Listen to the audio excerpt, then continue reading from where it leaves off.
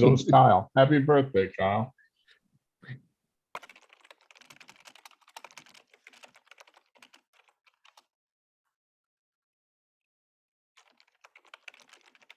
We are ready.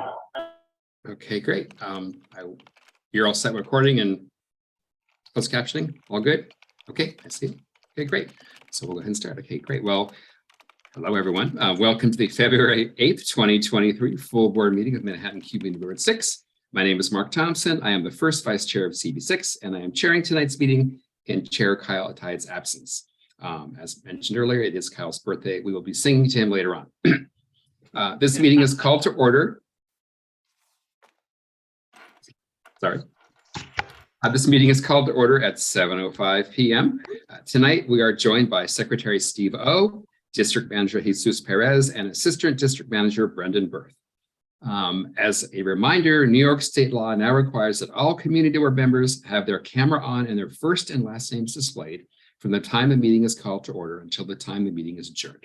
If your camera is not on and your name is not properly displayed, you cannot count towards the quorum. Okay. So what I'd like to do now, as you have probably heard many times before, is set some ground rules. I'll go through this quickly since I think we all know this by heart. First, no one may speak until granted the floor. Please raise your hand through Zoom, that little yellow hand in the corner, and wait for the chair, that's me, to recognize you. Then you can unmute and ask your comment. And I do ask everyone to please stay on mute because there's always a lot of background noise. I mean, I have it here and I apologize for that. But so if you can mute yourself, that would be great. So we don't have any disturbances or you'll be hearing me double or something. The chat function should not be used for CB6 business or questions about agenda topics. All such remarks should be made on the record by raising your hand through Zoom. Chat should only be used to alert us to any technical difficulties you are having or to state in writing information like an email address that was already stated aloud on the record during the meeting. For members of the public, if you wish to give remarks during the public session and have not already registered by filling out the form on the CB6 website ahead of time, you can register to speak during the public session by using the Q&A feature of the Zoom meeting and posting your name, your affiliation, and what specific topic you would like to speak about. And that needs to be done by 7:15. So you've got about 9 minutes to do that. So if you do want to speak, I urge you to do so. Board members are required by the state open meetings law to have their Zoom cameras on and your first and last name displayed during tonight's entire meeting, as I said, from the call of order to adjournment. If you step away from your computer briefly, you're required to leave your camera on. Just make sure you are fully clothed and don't embarrass yourself. Thank you. So now I'd like to adopt the agenda. The agenda for tonight's meeting was distributed ahead of time by the board office. Thank you, board office. It was posted online and appears on the screen before you. It will be flashing a bit. If there is no objection, we will adopt the agenda as stated. Board members, if you object to adopting the agenda, you can raise your hand through Zoom. And Jesus and Brendan will alert me if anybody has raised their hand because I can't see.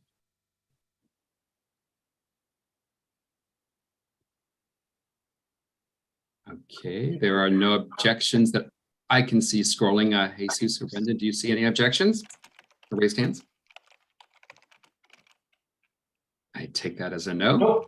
Nope. Okay, thank you very much. Okay, so seeing no objections, the agenda for tonight's meeting is adopted. Great. I will now ask our secretary to take attendance by roll call. So members, we'll start the roll call.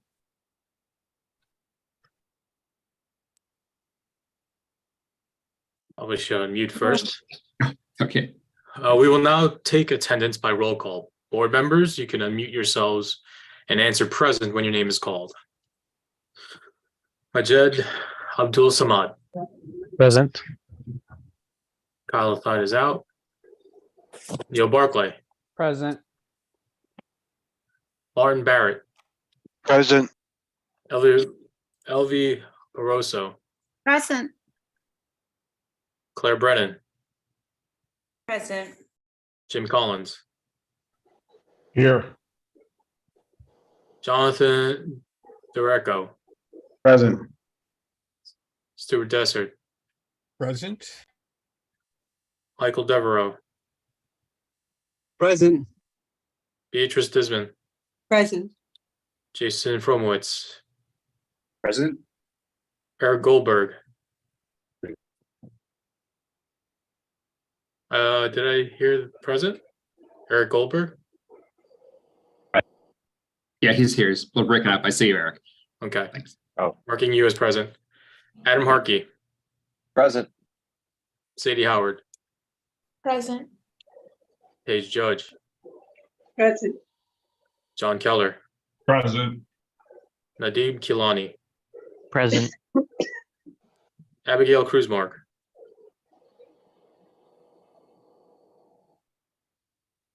I don't hear Abigail. Sandra Leftoff, Sandra is sick and excused. okay. Jason Littman, Present. Anton Malner, Present. Sandra McKee, Present. Richard Mintz, Present. Rajesh Nayar, He texted that he would be a bit late, so probably just the roll call. okay. Kevin O'Keefe, Present. Reshma Patel, Present. Matt Roberts, Present. Larry Shire, Present. Ann Seligman, Present. Lou Sapersky,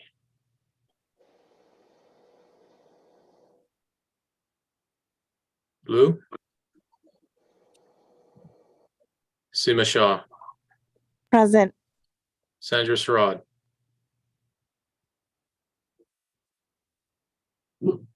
Sandra Sherrod, He's here. he's here. Yeah, he was here a minute ago. Where'd he go? I don't have my camera up. Okay, let me look for him. For the time being, I'm marking him as absent. Okay. Here, call him at the end. Aisha Sorry. Siddiqui, I will. I'm here. Thank you. Lady Simon. Lady Simon. Hannah Singleman, Present. Susan Steinberg, Present. Mark Thompson, Present. Gabrielle Turzo, Present. Brian Van Nieuwenhoven, Present. Matthew Weintraub, Present. Maura Wong, Present. Ronnie White.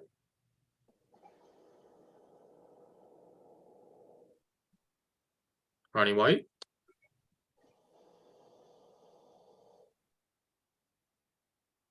Who did I miss before? Sandra Leftoff. Sandro Sandra's- Sherrod, actually. Sandra's what? Yeah. Sandro Sherrod. My mic was off. Sorry about that. Okay. And Sandra left off is sick tonight, so she's excused. Did you get me? Who's that? Letty.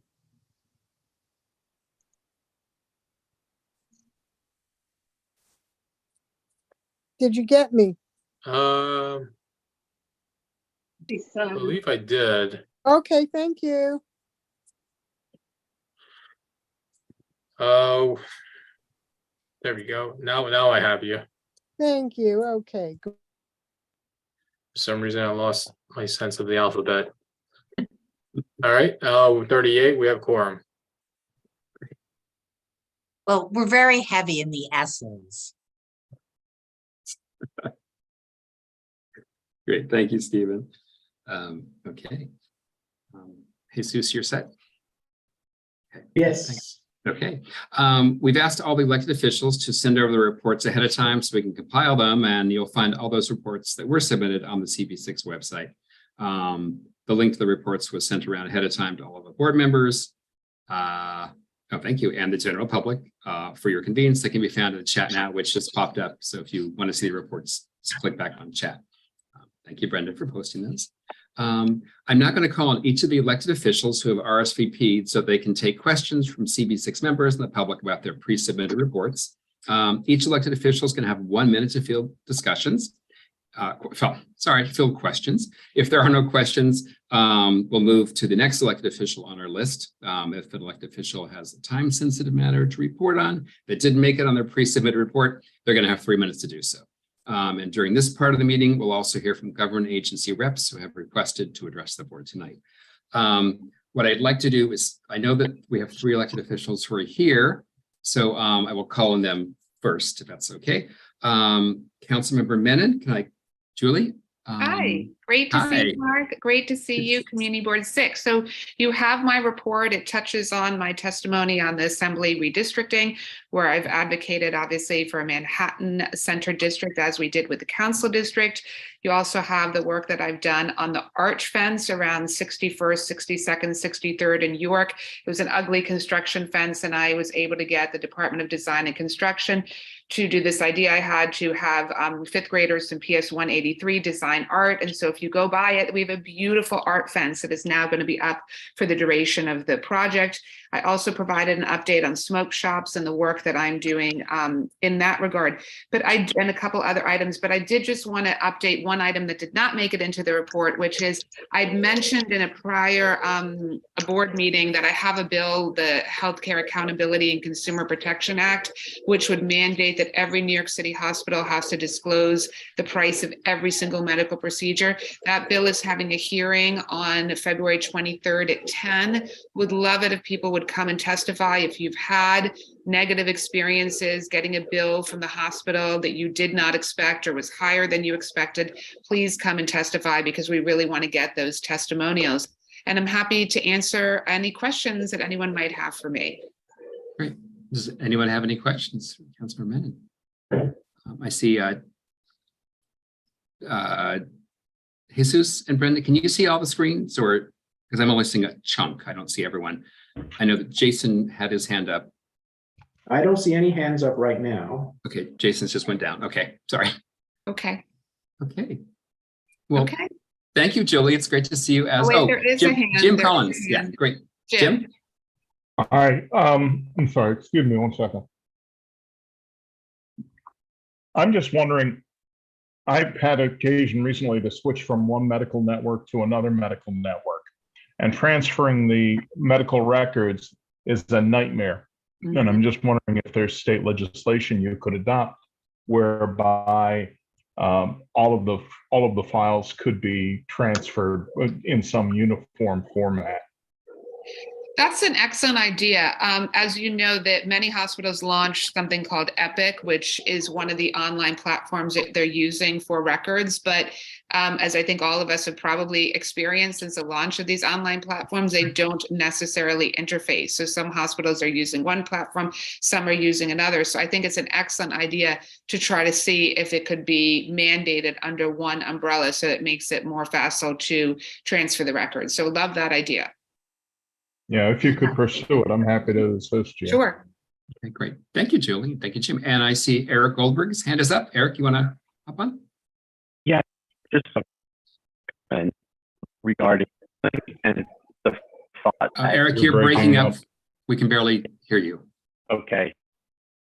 Do you want to put the question in the chat? If that's okay, I'm happy to answer it. Sure.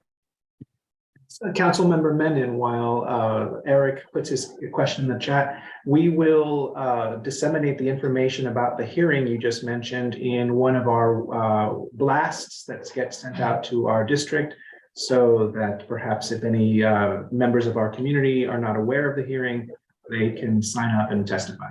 Great. Thank you so much. I really appreciate that. No problem.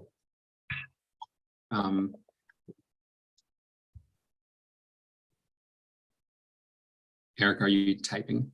Sorry. Oh, wait, I think, oh yeah, here it's, Okay.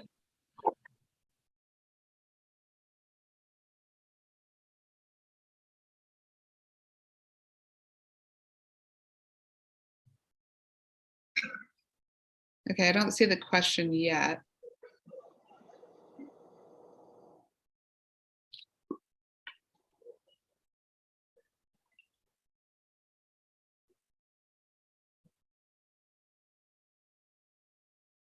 Oh, no. We don't see it either. Yeah.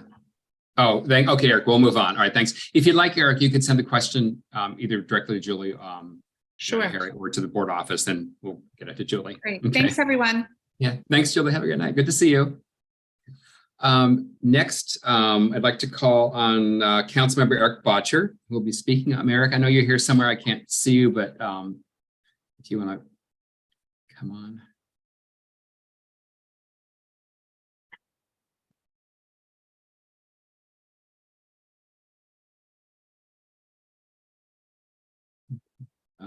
I'm not actually seeing Eric now. He was on Yeah. just a few moments ago, but I don't see him on at we the can, moment either. all right, we'll come back to Eric then. That's okay. Great. I believe Councilmember Carlina Rivera is here. I think. Yeah, I'm here. Carly, hey, hi, Carlin. How are you? Good to see you. Hi. Great. Welcome. Great to see you all. Okay, so let me get right into it. I did mention in the committee report, I'm sorry it's not on the website, but we sent it in yesterday, so we'll try to get it to you a little bit earlier. There is one thing in the newsletter that I wanted to talk a little bit more about, and it's taking action against the proliferation of unlicensed smoke shops. And so yesterday we stood with Manhattan District Attorney Bragg, as well as the mayor, to really announce, I think, is a creative solution that many of you have actually proposed, which is, why aren't we taking action against the very businesses themselves, the actual property and the property owners who know that a business is operating in that brick and mortar space illegally? So there are 1,400 unlicensed locations involved with illegal smoke, vape, or cannabis activity. And so yesterday it was announced that there were 400 letters issued to shops in Manhattan. So Manhattan stores selling cannabis without a license will face eviction, in addition to fines of up to $5,000 and the confiscation of their products. And this is to do a few things, right? A lot of these products are being marketed to kids, to teenagers. I know I have teenagers who have bought illegal cannabis products with credit cards in shops in our communities. And then also this is to protect the legal market. You know, the legislation that went through in Albany and everything that has transpired up until this point is so that we can do something that's unprecedented, which is to focus on the social justice aspect and ensuring that it's a cannabis equity issue. But also, like, you know, to ensure that we're holding people accountable. So that was, I thought, an important message to send, because we don't want any businesses that are harming our communities and then turning a blind eye to the law. And just, it's a public safety issue. So I wanted to give you all a little bit more information on that, because it's something we've been working hard on. And there are 4 businesses in the East Village that they've actually started proceedings. So actual shops where this is happening, starting in District 2, they're going to be all over Manhattan. There clearly will be uptown in the CB6 area. So that's pretty exciting, because we spent a lot of time on that issue. And I guess I'll just say, you know, we've done a lot of work around sanitation issues around 3rd Avenue, 2nd Avenue, our park spaces. I've met, there's a lot of new leadership that's coming into some of our park spaces, and I've been meeting with them to ensure that we're all on the same page in terms of how we can add supplemental services. In terms of other kind of big news and migrants and asylum seekers who are really present in our district and in our communities, trying to figure out how we can keep up with that need, especially in our school systems. Next week, I'll probably be stopping by PS 116, which is a school with a number of migrant families there, just to stay in touch with them. And I mean, I'm always talking to our schools, but ensuring that they specifically have what they need. It's language access, it's social workers, in addition to a number of other issues, including the mental health support that I think we need across the spectrum of services in our city agencies. And I wanted to mention the housing plan that Manhattan Borough President Mark Levine announced recently. I'm actually working in collaboration with him, if you can't tell, on some of the sites that have been located that are in District 2, in addition to, I think this is a Community Board 6 idea which is looking at Second Avenue in Kips Bay and how to better utilize that space to create more affordable housing. So I just want to thank you all for always having that vision. That includes transportation as well. Looking at Third Avenue, I will not give up on that. God willing, I have about 3 years left in the city council, and Third Avenue is certainly a priority of mine. And recently there was federal money that came into the Lower East Side on Delancey Street, which is a very busy and dangerous corridor where we actually lost a 12-year-old about 12 years ago. I find Third Avenue to be dangerous. I bike, I take the bus up it all the time, I walk, and I hope that we can see some investment in that soon. So I'll stop there. Maybe take some questions. Friendly reminders, it's American Heart Month, so please check yours. Prevention, intervention is key. Yesterday was National Black HIV AIDS and Awareness Day. Please go get checked. Prevention, intervention is key. And it's Lunar New Year. So happy Year of the Tiger. I see Gabe has his. Gabe, you want to? Oh, yeah. Hi, Carlina. I hate to be the fly in the ointment on the cannabis issue, but I mean, I feel like the issue is that the kind of the glacial pace of the licensing process. Shouldn't we really address that more than the sort of resurgence of prohibitionist rhetoric I'm sort of hearing from the political class now? I would say there's a couple things that should happen at the same time. I think the illegal smoke shops are a very, very big deal. Again, what they're selling, their products, they're being pretty egregious about it, the way that they're marketing. In order to get more legal shops and speed up the process, we're working with OCM, the Office of Cannabis Management, which is at the state level. They were actually at the announcement yesterday. They were also hosting a presentation in my district yesterday as well. So we're trying to get as much information to people as possible. The actual license process and how many have been issued, you're absolutely right. It's been moving at a snail's pace. Even if we got 100 legal retailers, though, dispersed equitably or wherever across the city, these shops just aren't seeing, there's no accountability. And so to protect the legal market, to ensure that with the legal spaces, I mean, source supply is actually a mandate. So there are so many things that they have to comply with and so many regulations, including source supply, layout, and many, many other things. And they have to go to the community board that we have to figure out, how we're keeping this balance. So I agree, the application process, I've been working with legacy operators. If you all know what that is, these are people that have been in the system disproportionately harmed by the so-called war on drugs. And so they have the same sort of concerns and complaints. So it's multifaceted, very, very complicated, and there aren't actually clear rules. There's going to be a ton of city agencies involved. And we really need the state level the state to help us figure that out. In addition to figuring out, where NYPD comes in and where the sheriff's office takes that role, which they've been pretty much the go-to. So I think it's all of those things at the same time. We're doing something that's never been done, right? So it's difficult, but I will tell you, even around there's 2 legal cannabis shops right now. One is a pop-up on Bleecker, and then the other is managed by Housing Works on 8th and Broadway. Around 8th and Broadway, there are 11 or like 14 illegal smoke shops. So it's hard to manage, but I appreciate the question. It's true. Thank you. And thank you, Carlene. That was great education on all that. It's craziness. I see Anne has her hand up. Anne? Yeah, just super quick. I just have to agree with everything actually that both of you have said. And Carlina, you are just a joy to have in the district. But I will take exception with you saying, this isn't something that's ever been done before. It's actually been done like several other states. Like we should not be starting from scratch here on this. Like and I'm sure that's part of what slows things down is doing all the research on what other states have done. But we're not, in fact, like starting from square one on this. I agree with that. What I meant by something that hasn't been done is actually the fund that was created at the state level.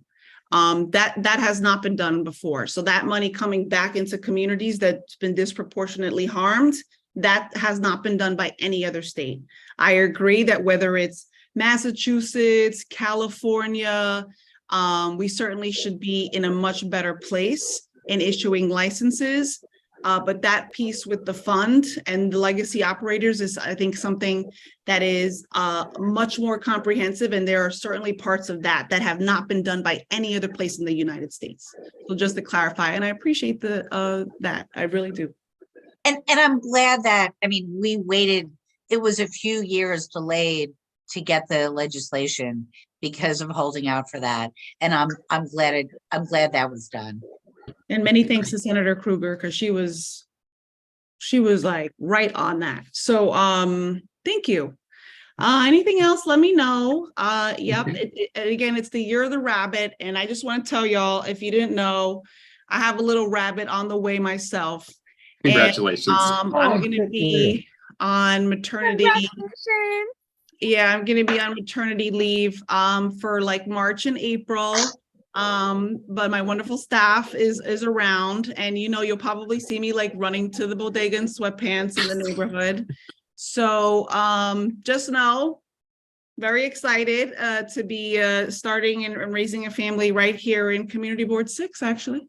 Mm-hmm. So future member service. Yes. That's great. Well, thank you, Carlina. We're very happy for you guys. And we look forward to having a CB6 member in about 16 and a half years. Precisely. Yeah. Okay. Well, where this whole thing started. So I know. Personal story on romance. We'll get to another time. Yeah. All right, Love and everyone. politics. Thank you very much. Thank you, Carlina. Great. Have a great evening. Okay, great. Next, I would like to call on Councilmember Eric Botcher, who is here. Eric, I see you on the third screen. If you'd like to. Oh, thanks for letting me stop in. You might be wondering why I'm at Community Board 6. I really want to thank a few weeks ago rather, we had Eric and Sadie came in to my office after the drag story hour. People came to our office and to my house in Chelsea, and they came and said that they wrote a resolution of support after that happened. And I just want to let you all know how much that means to me and our staff. For those of you who might not have heard, I attended a drag story hour at Andrew High School Library in Chelsea. And following that, at that event, there were some horrible, bigoted protesters with terrible signs screaming at us, and the families who were trying to go. It was actually a drag story hour for autistic children that day. I went, I expressed my support. I called them out online. I posted photos of them and of their signs. On that Monday, they came to our district office and tried to force their way into our district office with all of us barricaded inside. They, pounding on the door, screaming the most vile epithets. On their way out, they vandalized the hallway of our district office. Later that evening, I was at the CBST synagogue for a Hanukkah celebration. And when I checked my phone on my way out, I saw that my super had called, my neighbors, missed calls from my neighbors. And I knew that meant that they were at my house. So I went to my apartment building, and two of them were, they had gained entry to my apartment building, and two of them were arrested for criminal trespassing. A third one was arrested for assaulting my neighbor. This was just a vile act of hate right in the middle of Manhattan, right in Chelsea. But the support has been great. The number of people who are pushing back. They've also been going after my colleague, Councilmember Shekhar Krishnan, in Queens that went to his house, his office. So I just wanted to say thank you for this resolution because it meant a lot to hear from you all and have you come and show your support this way. I just want to let you know how much I appreciate that. Thank you so much for those kind words, Eric. And no words about what happened. So thank you for coming tonight. Thank you. Great. Thanks so much. All right. Anybody have questions for Eric or not? Well, I don't see any hands raised. Okay. Next, Brian Lafferty is here from the Borough President's Office. Brian, was Mark going to be coming this evening, or I had a note that he might be here? I don't believe that he's made it yet, but he will be joining us shortly. Okay, so we'll come back to that. Okay, great, thank you. The next, I'd like to bring on Robin Forrest from the Mayor's Office. Robin, it's a pleasure to see you as always. Welcome. Thank you, Mark. Happy to be back. This is my second official Community Board 6 meeting. I was going to talk about two things, one of which was the effort by the mayor with DA Alvin Bragg that Carlene Rivera just described. So she said everything I was going to say. I think it's an important step because it's one way to work around some of the issues that we're facing in communities all across the city. This happened to take place in the 9th precinct, and the CEO there has been really on top of a lot of what's going on. So I'm pleased to announce that. The other thing I wanted to mention to you, and I don't know if people have heard about it, but the mayor has tried to take a bite, if you will, out of the incredible hate that lives in our city. And he has created a program called Breaking Bread and Building Bonds. I don't know if people have heard about it, but yes. The idea is to bring people together from different backgrounds through the course of this year in groups of 10 to break bread, to have dinner, talk about differences, and try to get to know one another. And we are looking for people to both be participants and also to host dinners. The first one took place last month, and they will be happening regularly. So I can put the link in the chat for anybody who might be interested, and we would welcome you to join this creative, I think, and exciting initiative. So thank you. Thank you. Great. Thank you, Robin. That sounds pretty cool. Maybe I'll talk to you about that. I can't cook, so I can't host, but I could join one. Wonderful. Okay, yeah. Thank you. Great, thank you. And does anybody have any questions for Robin? Let me scroll through and see if I see any hands. Okay, I don't. So, okay, thank you, Robin. And we'll get that out. And happy to be here. You want to send that also to the board office, they can get it around to people too. Yes, okay, great. Okay, thanks. Good to see you. We'll see you again. See you. Great. Next on the list, I don't know if Evelyn Collado is here from Control Andrew's office. I don't see her. That's why I love in-person meetings, so you don't have to scroll back and forth on screens. Evelyn, I don't see you though. So if she does come, we'll come back. Is Eric Straza here from Bragg's office? I don't see him either. So sorry for being slow here, guys. I'm trying to scroll through. I'm not techie, as you all know. So, okay. I don't see her. If I can come back. Joanna Sanchez, who I think is here from Assemblymember Epstein's office. Oh, Joanna? I see you way off in the corner on the third screen. Welcome. Hi. Hello, everyone. Hello, Hi. My name is Joanna. I'm the Director of Constituent Services for Assemblymember Harvey Epstein's office. If anyone has any questions or concerns, feel free to contact us.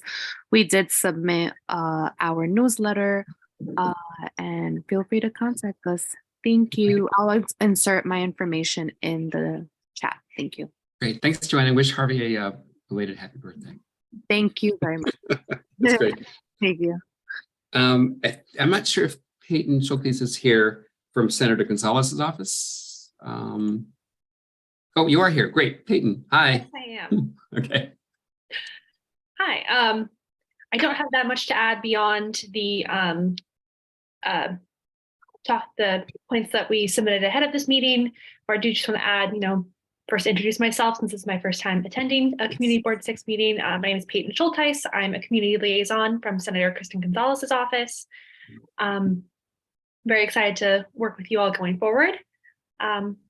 Just wanted to let you know also that, locally our office is in the process of trying to reach out to all of our community partners. If you have not heard from us yet, please do not hesitate to reach out. We'd love to get introductory meetings on the books with everyone. I'll be dropping my info in the chat at the end of this. And also I want to reiterate that we're still in the process of securing a district office. However, since we submitted the points last week, we have gotten a district office phone number. So I will drop that in the chat as well. So you can not only email us, you can also call us now. That's everything. Thank you so much. Right. Thank you, Peyton. Much appreciate it. Welcome. See you again next month. If anybody has any questions, I see Anne has a question. Yeah, actually, mostly a suggestion. I have somebody who has been working. I saw the senator's support for all electric buildings. And everybody here knows my feelings about fracked gas and that it should not exist. But I also am somebody who loves to cook. And I think that the organizations that want to promote the banning of gas, especially for stoves as a cook, should also promote induction stoves, because it's a really good solution. And people just think, oh, I can't have gas, I can't cook that way. And it's not the case. So please spread the word. Absolutely. I'll pass that along. Thank you. Thanks, Anne. Okay. Thanks, Peyton. We'll see you again. Thank you so much. Thank you. Next, and Justin. Welcome. Thank you. Of course, yeah. We're a good group. Next, Justin Flagg from Senator Liz Krueger's office. Justin, oh, there you are. Hi. I'm here. Thank you. Yep, nothing to add to our report, but happy to take any questions. Anne? Yeah, my hand is actually up again. Okay. Justin, I just wanted to say, I'm newly on the Parks Department, and we're going to be coordinating a climate plan for the kind of district specific. And I'm just wondering if there's somebody in the office that I or other committee members can connect with, given the work on the Climate Action Council. I don't know if we should connect offline, or if you just know who's working on that in the office. Yeah, I do, because it's me. I'm the I'm the climate and environment person for Senator Krueger. So I'll drop my email in the chat, and feel free to reach out. Be happy to connect. Terrific. And I think Neil, who's the chair, he's somewhere on one of Neil these Barclay is things. here. Yeah. So yeah, he's the Parks and Environment chair. So he may want to kind of be in on that as well. Okay, great. All right. Thanks, Anne. Thanks, Justin. Sure.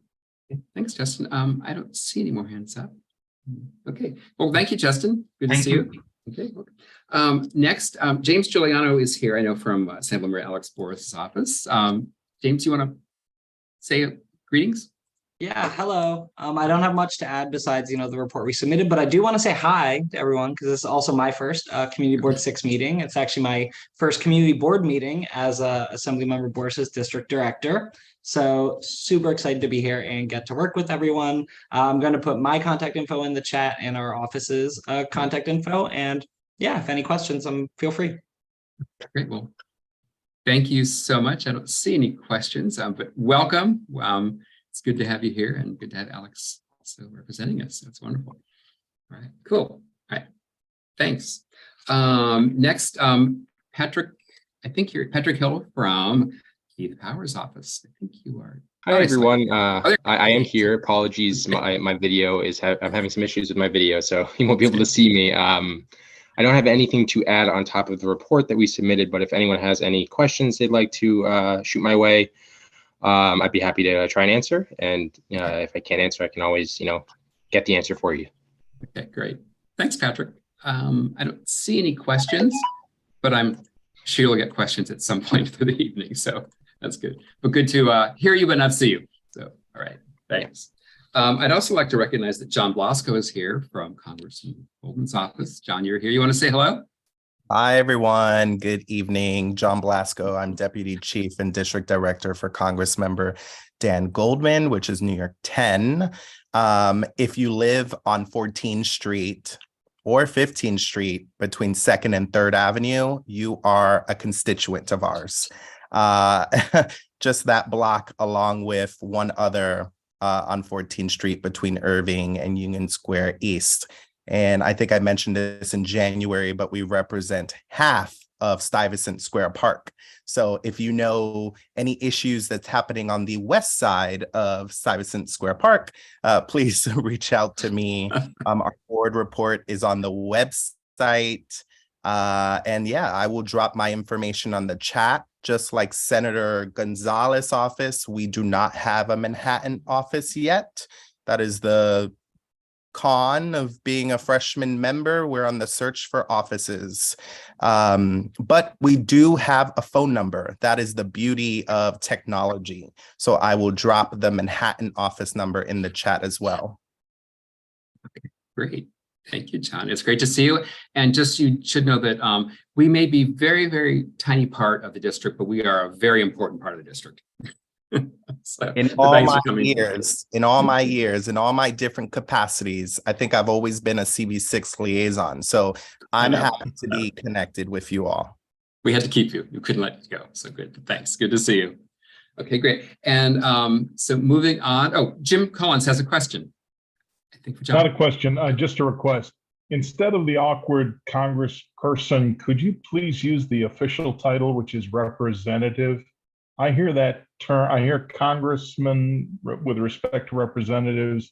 Everybody that sits in Washington is a member of Congress. And it's a personal pet peeve. I just prefer people reference them as senators or representatives and not congresswoman or congressman or member of, Congress member.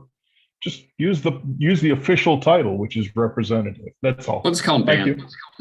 Well, I will try my best to meet your request, but I will say our board report is very personal, so we just like to call him Dan. Okay. We like that. It's family. We're 6. Yeah. Okay, great. Thanks, Jim. And thank you, John. We'll see you again. Okay, great. Now I'd like to call upon our wonderful borough president, Mark Levine, who is here.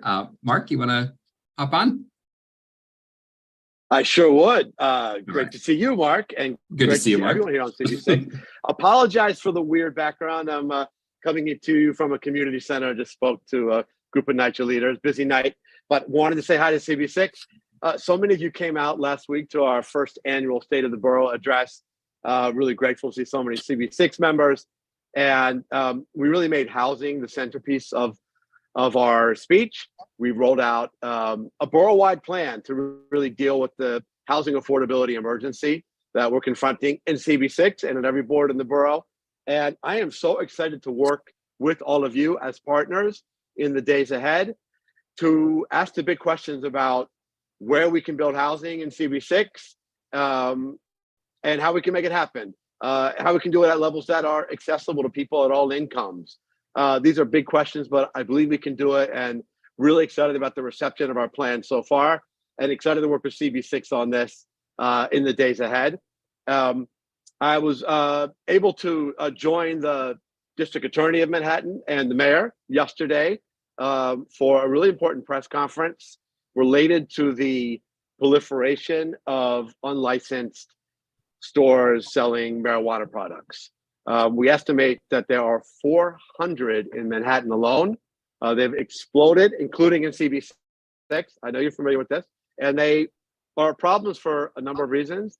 They threaten the nascent regulated cannabis dispensary businesses We've got 2 in Manhattan already, more coming, none in CB6 yet, but we want to make sure that the businesses that are paying taxes and that are regulated are not put out of business by these unlicensed vendors. Secondly, the unlicensed stores really have become magnets for robberies. They handle a large amount of cash. They're pretty much all cash businesses, and they have been targeted repeatedly in a series of robberies. Next, they're selling to minors. In fact, if you look at the products on display at many of these stores, they have flavors that are named after candies or sugary sounding products that clearly are appealing to kids and do. And it's one more reason why we don't want these stores. And we announced yesterday an effort by the district attorney to go after their leases by contacting the building owners, informing them of this illegal activity. So I think it's an important measure that I know has been a topic here in CB6 and around the borough. Next, I want to talk about composting. Made a major push to get composting pickup in every borough in Manhattan. We're way behind as a city on this. Actually, we have lost ground during the pandemic, and we want to catch up to the rest of the world. We want every building to have composting pickup, just like the Department of Sanitation picks up recycling and regular trash.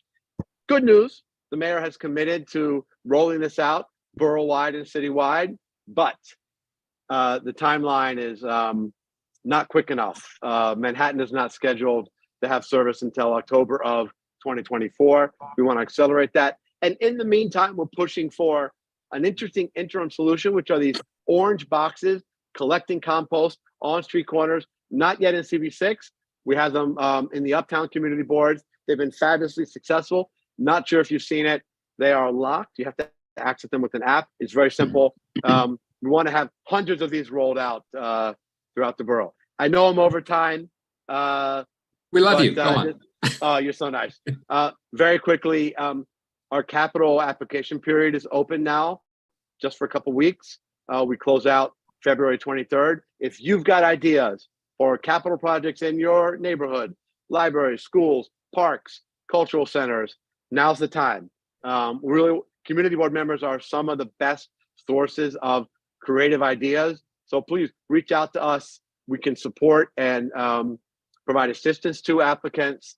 It's not too difficult, but the window closes pretty soon. Speaking of applications, all of you, or at least half of you, are up for community board. And we want your applications to come in by March 15th. This is our annual process, but also spread the word to up and coming leaders, emerging leaders in your neighborhood. The minimum age is only 16. We're always looking for young people. So reapply yourself if you're up this year and spread the word to other emerging leaders. That's all I have for you. I don't know if there's a time for questions, Mark, but if so, happy to stay on for a minute or two. Yeah, let's take a couple if anybody has a question. I do have a comment, but I will end with that later on. Let me check and see if anybody has their hands raised. Scroll. They do not. Okay. I don't. Okay, well, then I'm going to do something to up the ante for our borough president and my fellow alum. I have two people that I have recruited to apply to the community board, to CB6, and I want to challenge the other members to find amazing people to join us. So if you know people who are really great, who live or work in the district, go for it. Ask them. That's the way we get new good people on here. I know a bunch of people on this screen have been doing it for decades, as I have been. And so if you know great people, do it. Let's blow Mark Ledeen out of the water with applications. Let's make CB6 the Manhattan leader in most applications. Yes, let's do it, guys. Of good ones. All right. Thank Okay, you so much. great. Have a great night. Thank you, Mark. It's great to see you. Thanks so much. Okay. Great. All right. Thank you, everyone. There actually were two more people that I don't know if they're here. If Evelyn from Controller Lander's office is here, I don't see her though. But that doesn't really mean much on my little computer. Or Eric from DA Bragg's office. I didn't see him either. Okay. And all right. So I guess we'll move on. And thank you, Reshma. You are great. So the challenge is being met. Don't have any slackers on this board. Let's get our amazing people that we know to apply. So thanks, Reshma. Great. Okay. Let's see this. Moving on to our next item here. I'm going to ask Jesus and Brendan, has anybody signed up to speak in the public session? They have. We have one person signed up for the public session, Yoon-hee Profit, who wishes to speak to CB6 in support of a resolution that is on our agenda tonight regarding Drag Queen Story Hour. Yoon-hee, can Hi, you? y'all. Can you hear me? Yes, we can. Thank you. Hi, You thank have you so much. Thank you so much for these few minutes. Right. So as was stated in the resolution that was so graciously penned by Sadie Howard and Eric Goldberg, thank you so much, which we're deeply grateful for. In 2022, DSH New York City offered a total of 244 programs and 36 programs within Councilmember Rivera and Councilmember Powers' districts. And Drag Story Hour in New York City has currently pivoted our programming to ensure the safety of our storytellers, facilitators, and participants. These participants are your community. They are our communities. So as protests have become heightened, as they've been coming to city council member doors and homes, we too have felt that uptick in aggression and the unknown aspect of that protester behavior.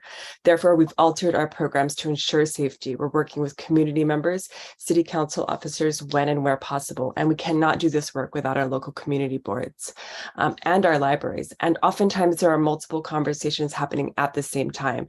For example, a library may inform the NYPD, whereas a city council person may hold a rally, whereas we'll work with community. But it's meant we need to be nimble to changing situations as the protesters themselves have become increasingly intentional with the way they conduct their outreach. And there are many unknowns. So having that support from Community Board 6 would be really deeply felt.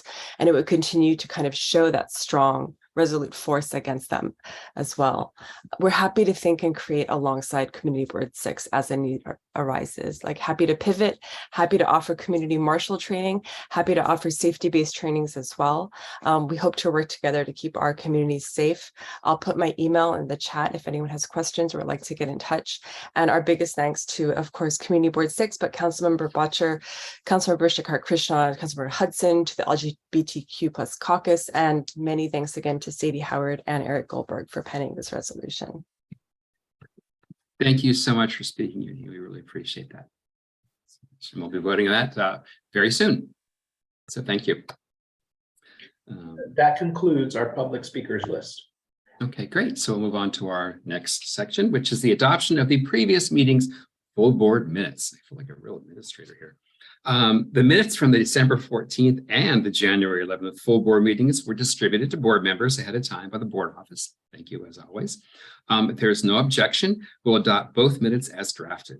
Board members, if you object to adopting either set of minutes, you may raise your hand through Zoom and indicate which set of minutes you have objections to adopting. So I'm going to check out and see if anybody has raised their little hands.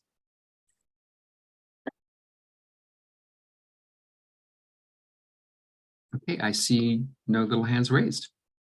So no one objects, then seeing no objections, the minutes from the December 14th and the January 11th full board meetings are adopted.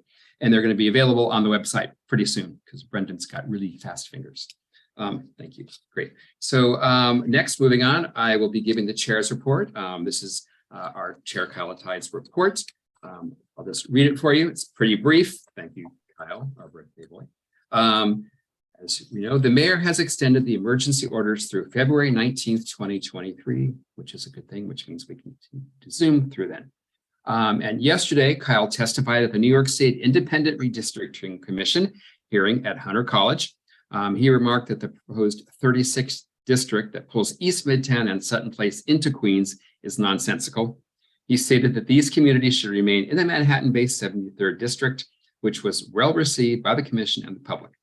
He would like to extend special thanks to the Budget and Governmental Affairs Committees for producing the resolution on this, as well as to the Sutton Place community for their activism and support. And I second that.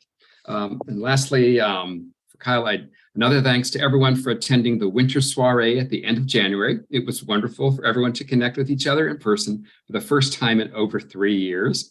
Kyle greatly appreciates the efforts of the Party Planning Committee, which included party people, Paige Judge, Elby Barroso, Neil Barkley, and Michael Devereaux, in addition to the support of Jesus and Brendan. As we monitor COVID precautions going forward, we hope to have additional social events for our board because I'll just say we miss all of ourselves. It's been tough. So again, thank you. And on behalf of the board, Kyle, we are being recorded, as you know. We'd like to wish you a happy birthday. And if anybody does want to sing, we could do just one little happy birthday to you.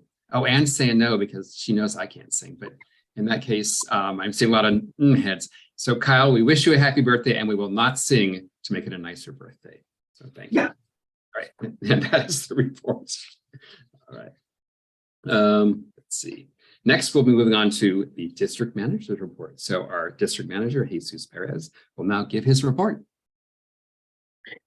I, however, will sing. No, just kidding. Can I mute you? No. Just a few quick housekeeping items. We all heard our borough president remind all members to reapply. Those members who may be thinking of ending their service or retiring from the board, please give a heads up to the office. A quick email would suffice. We'd like to keep our records current, and if departing from CB6 is in your plans, please let us know by shooting us a quick email, even if you're just thinking about it. Moving on, for those members who may have served with Carol Schachter when she was on CB6 or got to know her through the community, her memorial is tomorrow. It's at Bellevue Hospital in the Saul Farber Auditorium at noon. So tomorrow at noon, Bellevue Hospital, Saul Farber Auditorium. We did get some questions about when that was. So if you don't know, that's when it is. I'm sure that everyone would appreciate to see you there. I'll be there. I think a few other, Mark will be there. CB6 folks will be there. So it'd be nice to have a good showing from CB6. Carol Schachter, for those who are newer, was a one-time board chair and also was very active on the business affairs and street activities committee. That's what it was called back then. It is now called Business Affairs and Licensing, or BALC. Moving on, I know I sound like a broken record on this, but I keep encountering members who seem to be learning this for the first time. So I'm just going to keep saying it over and over again until it sinks in.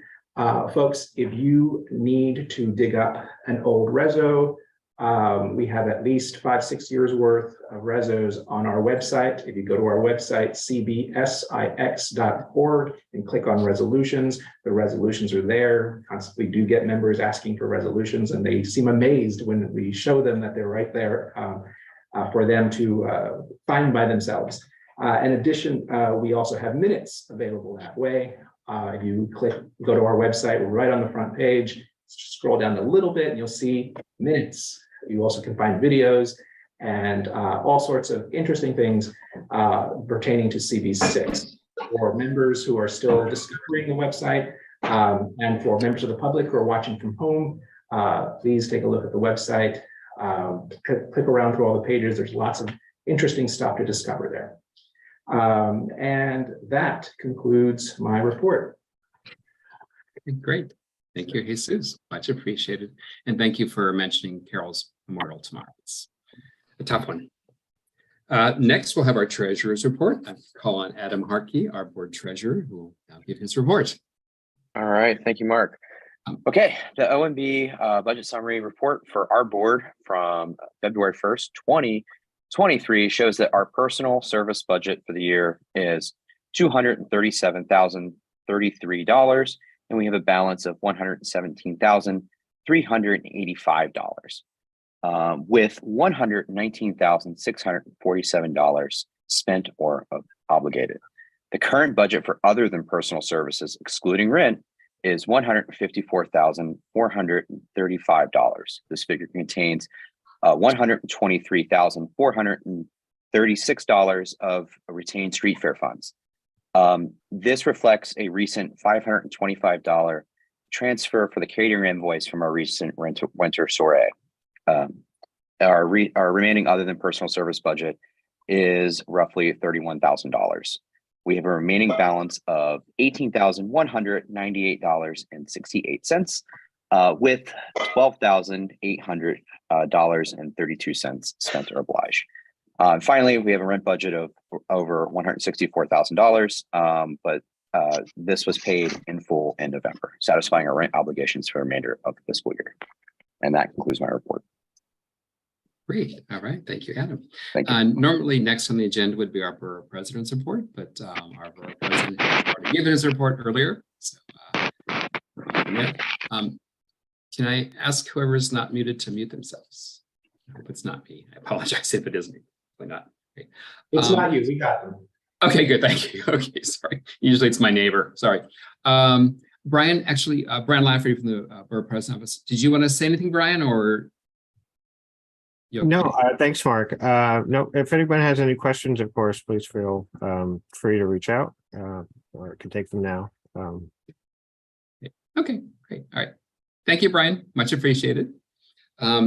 So we have now arrived at the moment you're all excited about. It is time for our committee reports and resolutions. A reminder that the same rules stated at the beginning of the meeting apply. Members of the public, please note that during this session of the meeting, we only recognize questions from members of the board. And I'm now going to go through each of the committees. Let's see. So let's see. Start this. I'm going to ask each committee chair to unmute him or herself once I have announced you. If a member raises his or her hand, the chair can acknowledge them and the member can then be unmuted. See, the CB6 staff is now going to post a link to the digital ballot here in the chat. Woohoo! It's exciting to see that all the time. So please click on the link to open this ballot. I know a few of you had mentioned earlier you might have some problems voting this evening because you're on your phones, in which case we'll do that at the end. You would, on the ballot, select your name from the drop-down list and select your vote on each resolution as it is presented. Don't race ahead, please. Don't cheat. Do not hit submit until later in the meeting after the final resolution has been presented, or else you'll mess it up. At the end of the meeting, please submit after you have indicated all your votes on your ballot. So when you're done, you can do it. Don't do it after each resolution. If you plan on abstaining, please select abstain. The final vote counts will be announced after the second roll call, so stick around. If any part of our voting procedure is unclear, please raise your hand through Zoom and we'll do our best to address your question. I don't see any little hands raised. Actually, I can't. So if Mr. Brendan, if you see anybody, okay, great. And thank you, Brendan, for starting. So I will first call on John Keller for Youth and Education. John. Thank you, Mark. I'll be brief because Councilmember Rivera and Borough President Levine were kind enough to give most of the report that I was going to give this evening. I attended virtually the mayor's meeting yesterday on the proliferation of unlicensed smoke shops in Manhattan, and District Attorney Bragg began introduced to the public his plans to go after 4 specific shops and send notices to 400 others. We have in our comments from members tonight, and we have heard issues that bring up the complexity of this. I'll just be brief that the law, that Senator Krueger's law, was passed in March of 2021. And after that, that was right at the time when we had a mayor who was, with all, who was leaving his office and not focused on that, which was certainly his right as someone who had served 8 years as mayor of the city. And we had a governor, Governor Cuomo, who was, let's just say, distracted at the time. It was only when Governor Hochul took over that we had the beginning of and she promptly and aggressively put in the Office of Cannabis Management that is now responsible for managing this across the state.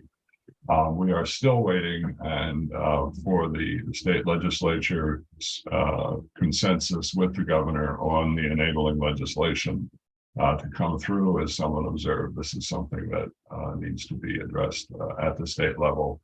And because of the way the law is written, And we have great support from our electeds, from Councilmember Rivera, Councilmember Powers, Assemblymember Epstein, Councilmember Menon, and anyone whose name I've left out are all very supportive on this. And we are going to be moving forward with trying to have a robust discussion of this, and I am trying to identify the right forum, which I will try to do with the executive committee next week. And I'm going to stop there because this is a topic that could consume much more time.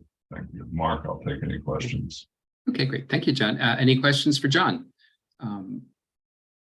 Jesus and Brendan, do you see any questions? Nope. Okay, great. All right. Well, thank you. Thank you so much, John. Thank you all. Thank you very much. And happy birthday, Kyle. Love it. Thanks. Okay. Next, I would like to call on B. Dismond, Chair of the Bylaws Committee, which is now, I will officially call it the Cool Kids Committee. Normally that's the Parks Committee, but in this case, it's the Bylaws Committee. Thanks, Mark, and thanks for all your work as well. So what I'd like to do today is remind people how this started, and then to explain where we are and some of the work that we've done. So if you go back a little, on November 17th, 2021, the chair at the executive committee announced the formation of a bylaws committee.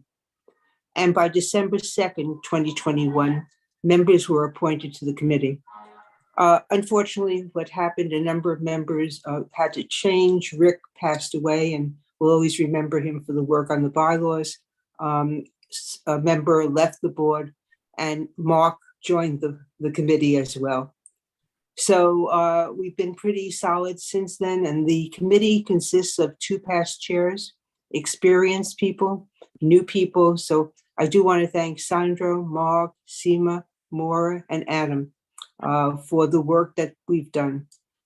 Everyone was assigned specific aspects of the bylaws, and they were responsible for looking at recommendations that the executive committee had made, recommendations that individual board members had made, and also the research that we did with the various community boards.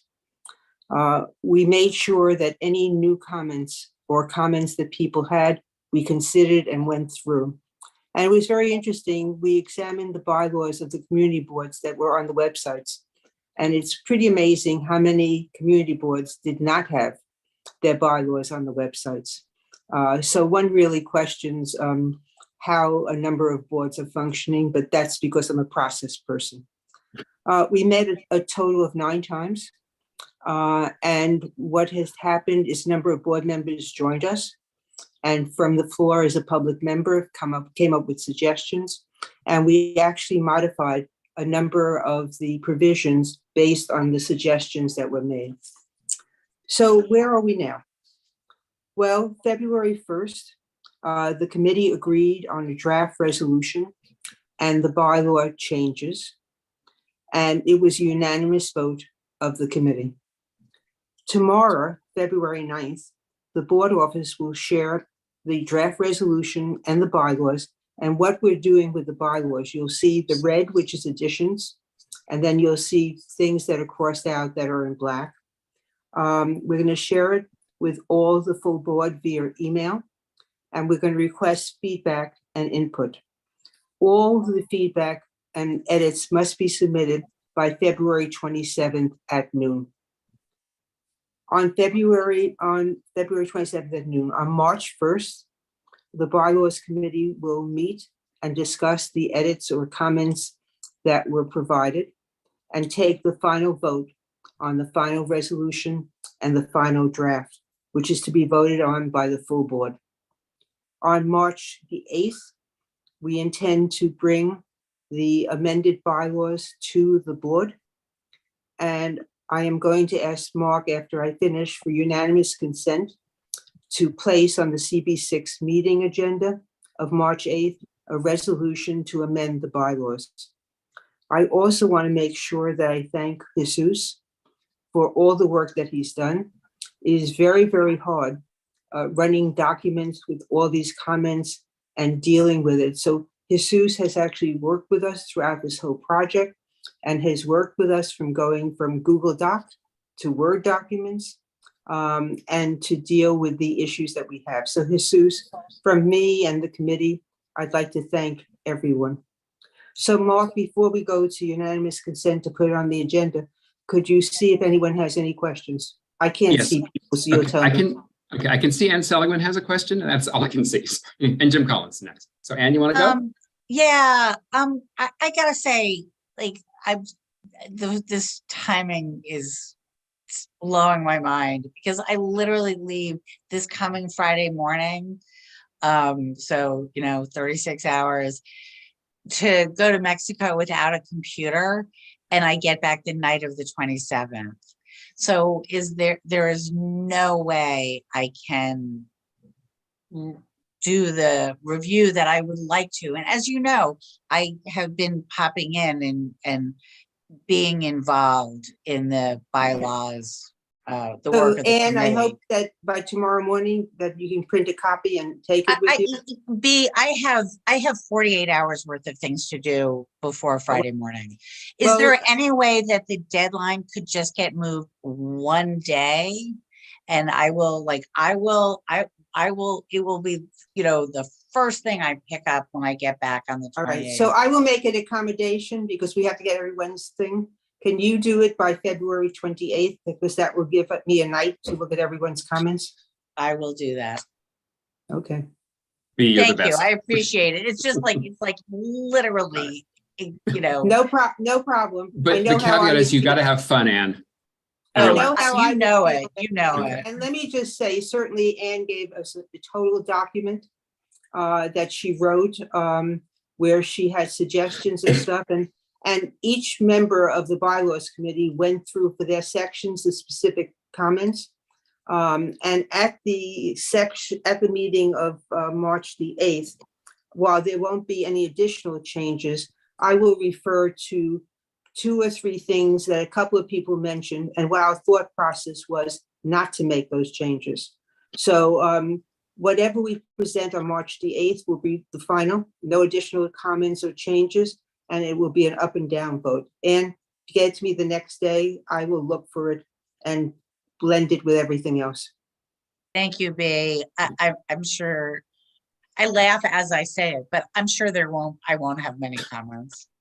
Well, Anne, you and I have worked together a long time. Let's pass on that subject. Moving on, I see Jim Collins had his hand raised. Jim? Jim? I lowered it. I just wanted to ensure that we had the draft before the vote. Okay. Yeah, I'm and trying let me to- just tell you what we did with the draft resolution. Because we made a number of changes, which you'll see in red, the draft resolution refers to the changes that we considered major throughout. So it's a summary as opposed to reciting each of the chapters again. Jesus went back to 2014 and 2019. 2014 was when there was actually a review and an amendment, and then 2019 executive committee. So we're using processes that we found in our archives. And again, I have to thank Jesus for all that work. So Mark, anything else? And we'll have the entire text in context. Yeah. You'll review. have the bylaws with the changes in red, the strikeout in Okay. black, and then a resolution which Yep, that's fine. summarizes the changes, okay? Perfect. That's fine. Okay, great. Okay. Okay, thank you. I didn't see any more hands raised, so I think we're good with that. And I just want to thank the committee and especially B. Seriously, you blew me away by this. This was amazing. The detail and the committee, everything, the back and forth was amazing. This is like a legislative process. It was beautiful. So thanks, everyone. Well, you had that from my legislative experience. So There you go. if we could ask for unanimous consent, and if you see no Yes. objections, we'll put it on the Yes. agenda. Okay, great. So calling for unanimous consent to put this on the agenda. If you have an objection, please raise your hand. I'm going to try and scroll through, but I know that Jesus and Brendan are going to also look. If you raise your hand if you object. So far, I don't see any raised hands. Neither do I. Okay, good. All right. So then seeing no objection, we have unanimous consent to put this on the agenda. Thank you. Thank you, everyone. And thank you, B, and thank you, committee. This is CV6 at its best. Awesome. Thank you. One thing I will say, for those who sometimes wonder what the utility of writing good minutes is, being able to find these old minutes that Rick wrote from 2014, I don't know that he ever envisioned that in 2023 would be relying on them and that they'd be so useful. And that's the thing with minutes. They may seem like a pointless exercise until it's not, and you really, really need those good minutes. So, the more you know. And I just heard Rick's voice coming down from heaven saying, "I told you so." So he was right. Yeah, I heard Rick's voice throughout this whole thing. He was sitting on my shoulder guiding me. Yeah. So we all remember him. Yeah. So great guy. Okay, great. Well, let's then move along, I guess, to Matt Roberts, Chair of Public Safety. Matt, come on down. All right. Thanks, Mark. So we have that one resolution that's been talked about a couple of times tonight on the drag story hour protest in support of the basically addressing the safety concerns there. Are there any questions from the board? I see Jim, I see your hand raised, and I'm going to scroll to see if I see anybody else. So Jim, you want to go? Yeah, that's fine. Any act of violence in any form of protest is abhorrent and should not be tolerated. That said, this is a very provocative issue in that it involves children, which tends to raise the hackles of a number of people. Moreover, it's in a library, which is in a public space. So when you have those two items, those two circumstances colliding, the only way that you can truly protect this drag queen story hour is by prohibiting people's exercise of their First Amendment right in the library. You'd either have to prohibit them from entering or limit their speech, which is, if somebody presents a sign that's offensive, well, that's a sign that's offensive. If somebody blocks the entryway, that's the same as a sit-in in any other context. We're paying $400 an hour to the Drag Queen Story Hour people to perform these projects. And then we're hiring, allowing police protection for 6, 7, 8 police that are better deployed elsewhere. I have no issue with these people if they want to have Drag Queen Story Hour in a private space, or with parents that want to take their child to a private space. But if you're going to have something like this, which is provocative to say the least, then you're going to have these kind of issues. And I'm just wondering, they say that it's to foster inclusion and what's the word I'm looking for? Acceptance. Well, we don't have Orthodox Jewish story hour. We don't have Asian American story hour. Those folks are also discriminated against. The whole thing is frankly a mess, and I don't really understand what the purpose of it is, or why the city is paying such an outrageous fee and incurring the additional costs of putting it forward. I just don't get it. I oppose this resolution. Okay, great. Okay, thanks. Now I'll call on Brian.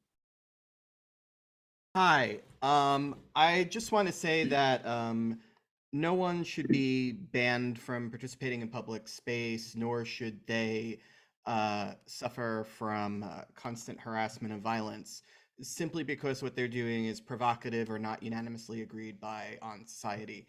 Additionally, I'd like to point out that the NYPD also frequently escorts anti-abortion protesters outside of clinics, protecting their right to free speech, but also essentially implicitly letting them harass people who are attending to get DNCs, like the way my wife was harassed when she got a DNC following a miscarriage. And the NYPD is paid to do that as well. So I am in full support of this resolution. Thank you. Michael? I just want to point out the most important thing is that it's not the people performing the act, it's the people coming and, you know, having danger towards those people, whether you agree with what they're doing or not. It's just like, it's not their fault that other people are reacting to something that they're doing. And there has been proof of people reacting in dangerous ways to this. So that's why people need to be protected. Not only the people performing the act, but the people actually going there to see them do this. That's the biggest note I just want to make, is that, you know, bad actors can come and do stuff to good actors, and it's not fair to everyone that we have to pay for the security, but it's not fair to the good actors that they just can't do it anymore. So I'm supporting this because I think they need to be protected. Thank you, Michael. Marty? Call the question, please.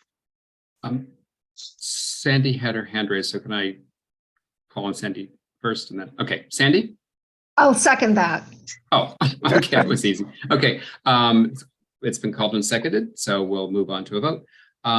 So please mark your vote on your digital ballot for this resolution, but do not hit submit. Those of you who are not using the digital ballot, we will ask for your vote verbally during the second roll call. Okay, thank you. So everyone, and again, it's in the chat.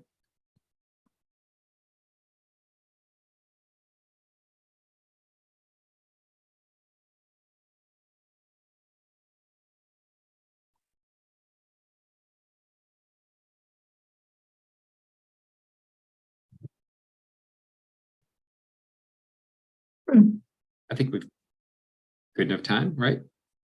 Jesus, are we good to go? And Matt, did you want to give an additional report, or you're okay? Just a quick announcement about next week's meeting. We will be following up again on the shelter security concerns and that we have been talking about with the women's shelter. And we will also be starting conversations about the public safety issues that the governor has proposed in her state of state address. So that is pretty much it. Again, thanks to Sadie and Eric for their work on this resolution. And I will hand it back to you, Mark. Okay, great. Thanks, Matt. Okay, and we'll be moving on. Elvie, for the Health and Human Services, I'll call in Elvie Barroso, Chair.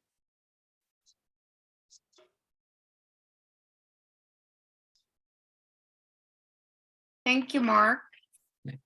So we have two agenda for tomorrow's meeting. The first one is the presentation on the spatial equity tool designed by Transportation Alternatives and MIT.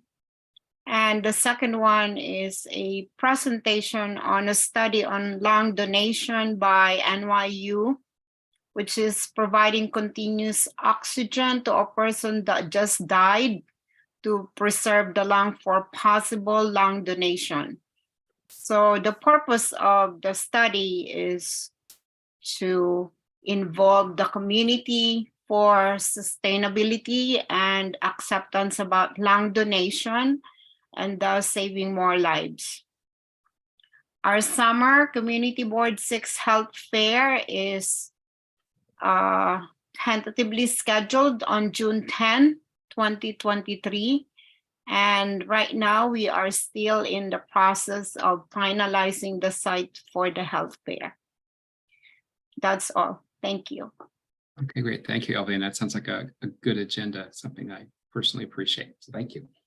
Okay, next I will call on Sandy McKee, Chair of the Land Use and Waterfront Committee. Take it away, Sandy. Oh, thank you, Mark. We have two resolutions. The first one is regarding the City of Yes, which is our zoning text amendments.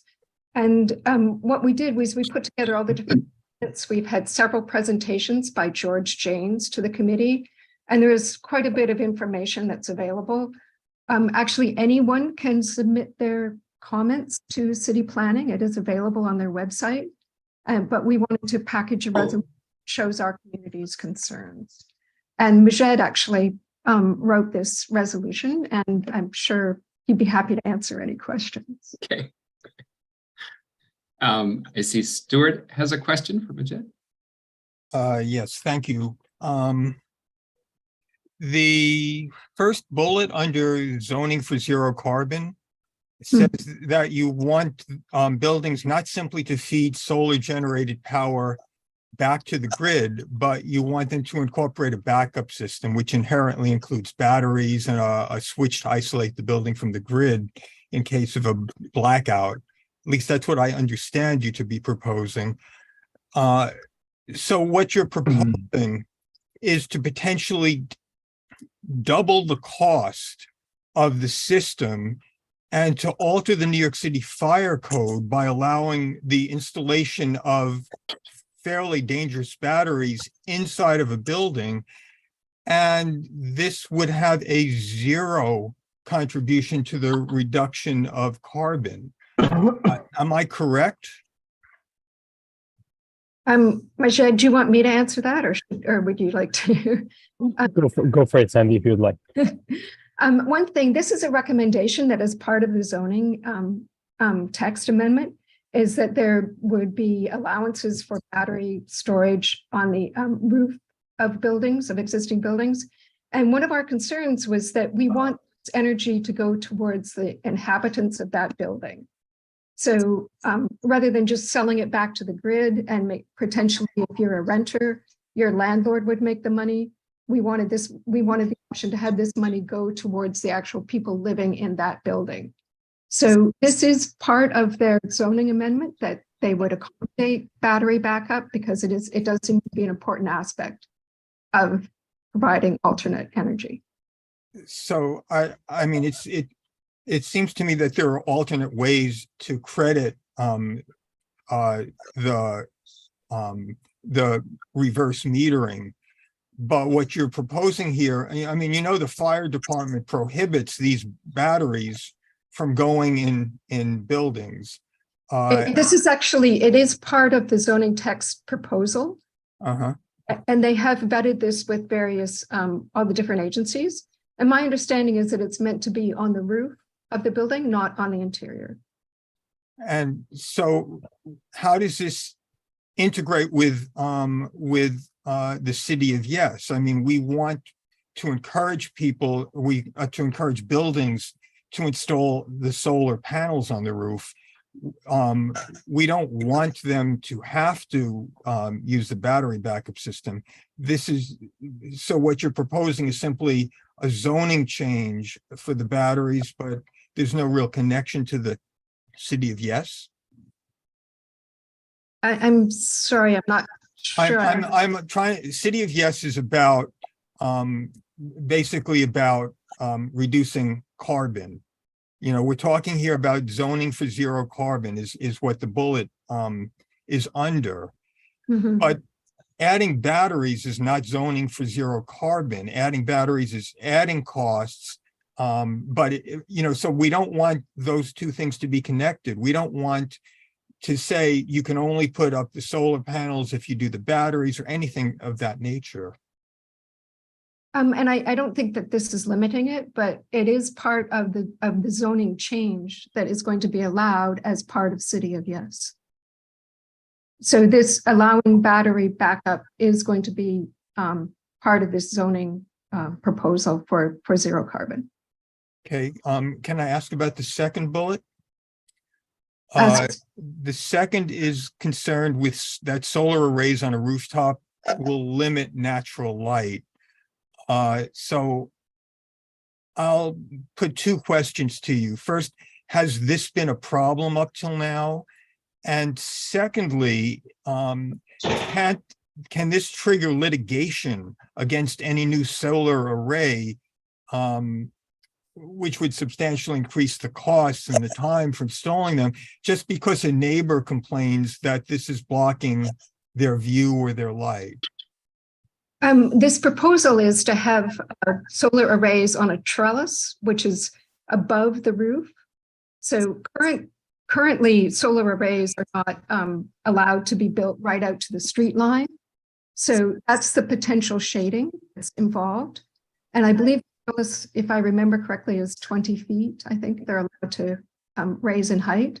And it would go, so we have setbacks for many different sites, and this would not be required to be within the setback. So I think what we're asking is that it be considered to be part of the setback that's part of our regular zoning. So I'm sorry, so the solar array has to meet the setback standards? That's what we're proposing. Okay, thank you.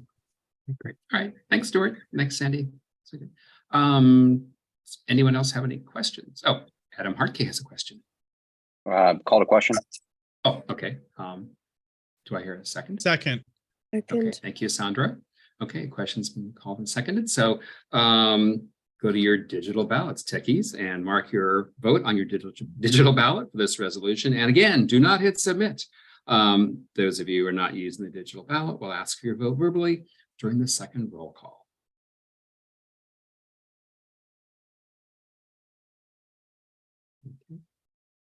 Okay, we have another resolution this one was written by Larry Shire, and it involves asking the DDC to incorporate access to the physical water at Stuyvesant Cove Park.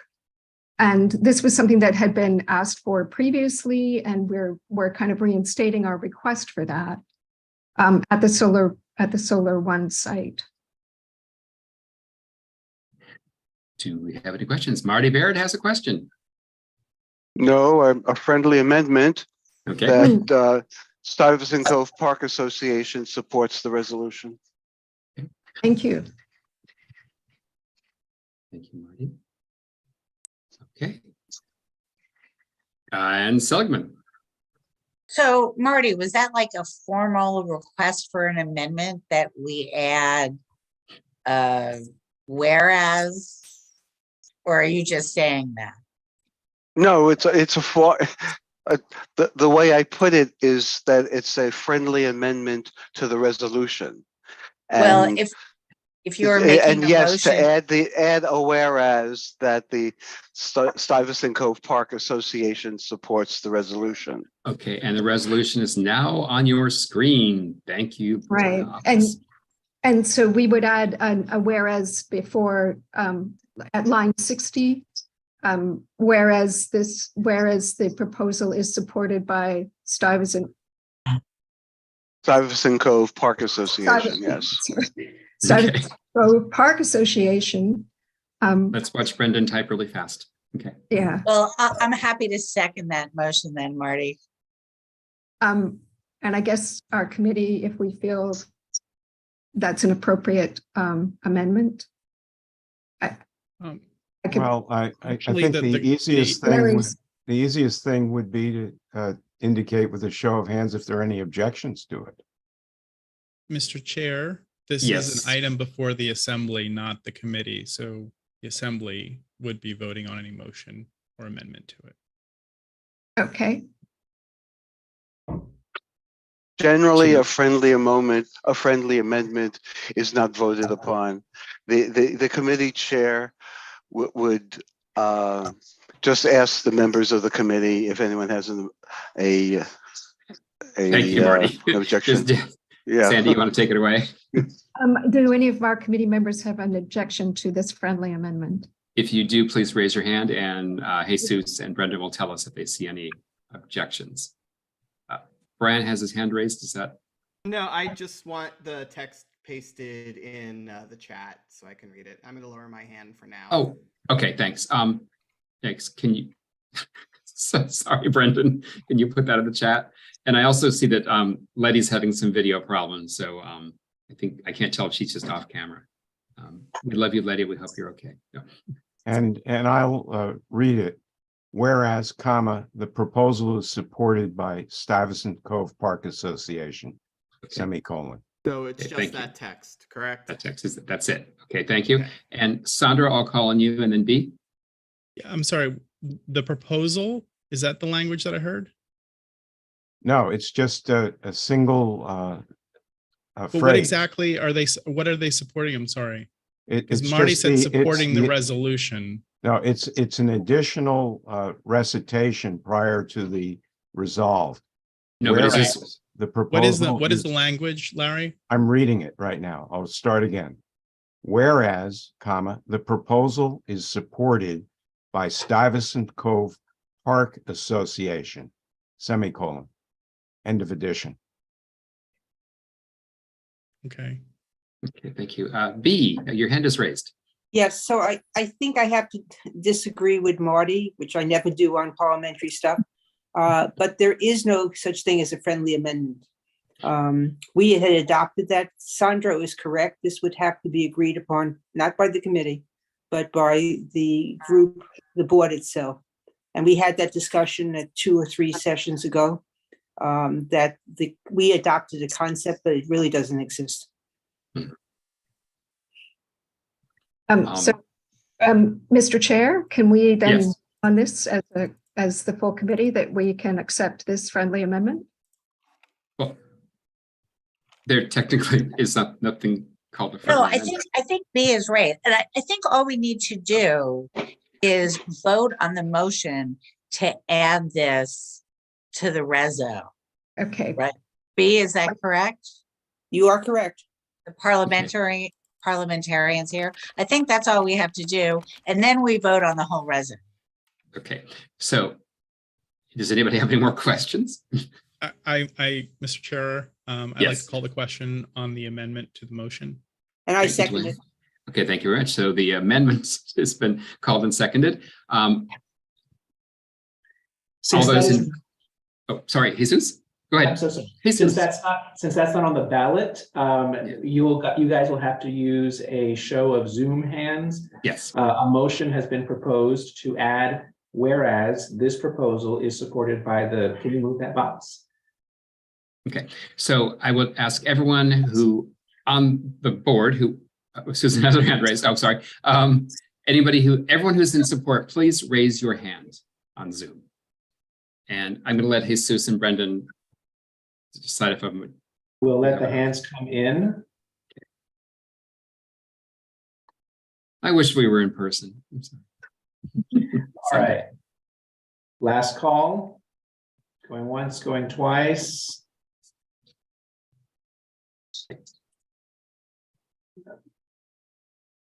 Going 3 times.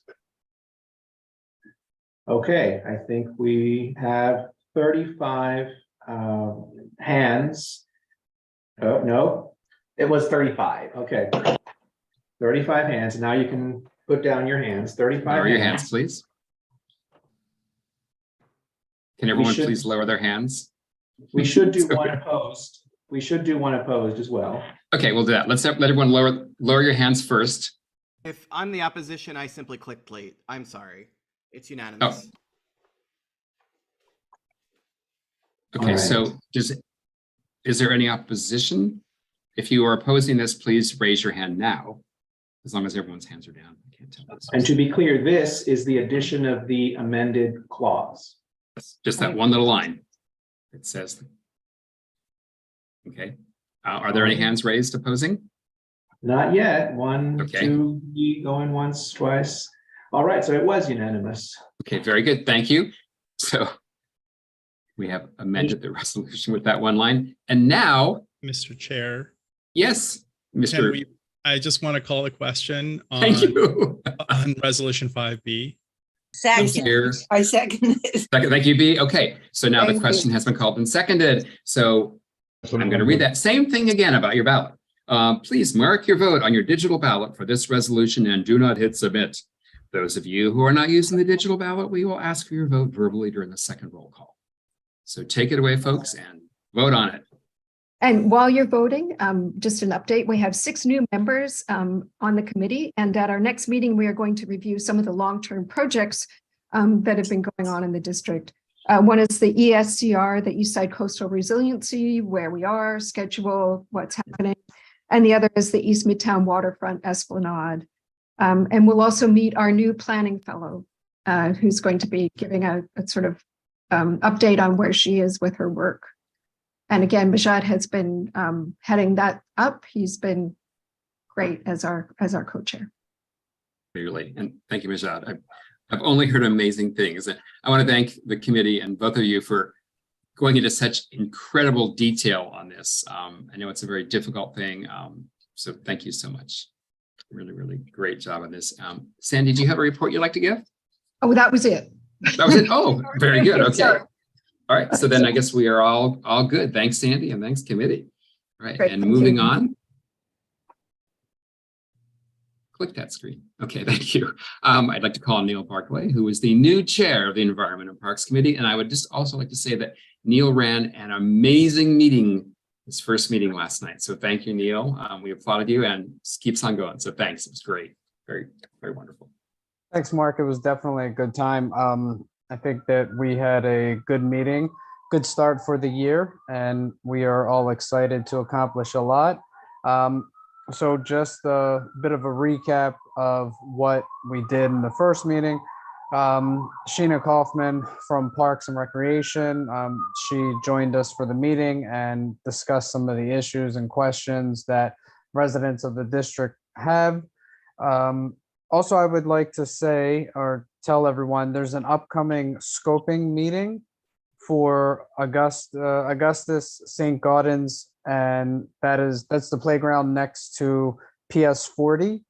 The scoping meeting is next Wednesday at 6:30, and I just put the link in the chat for everyone if anyone's interested in attending.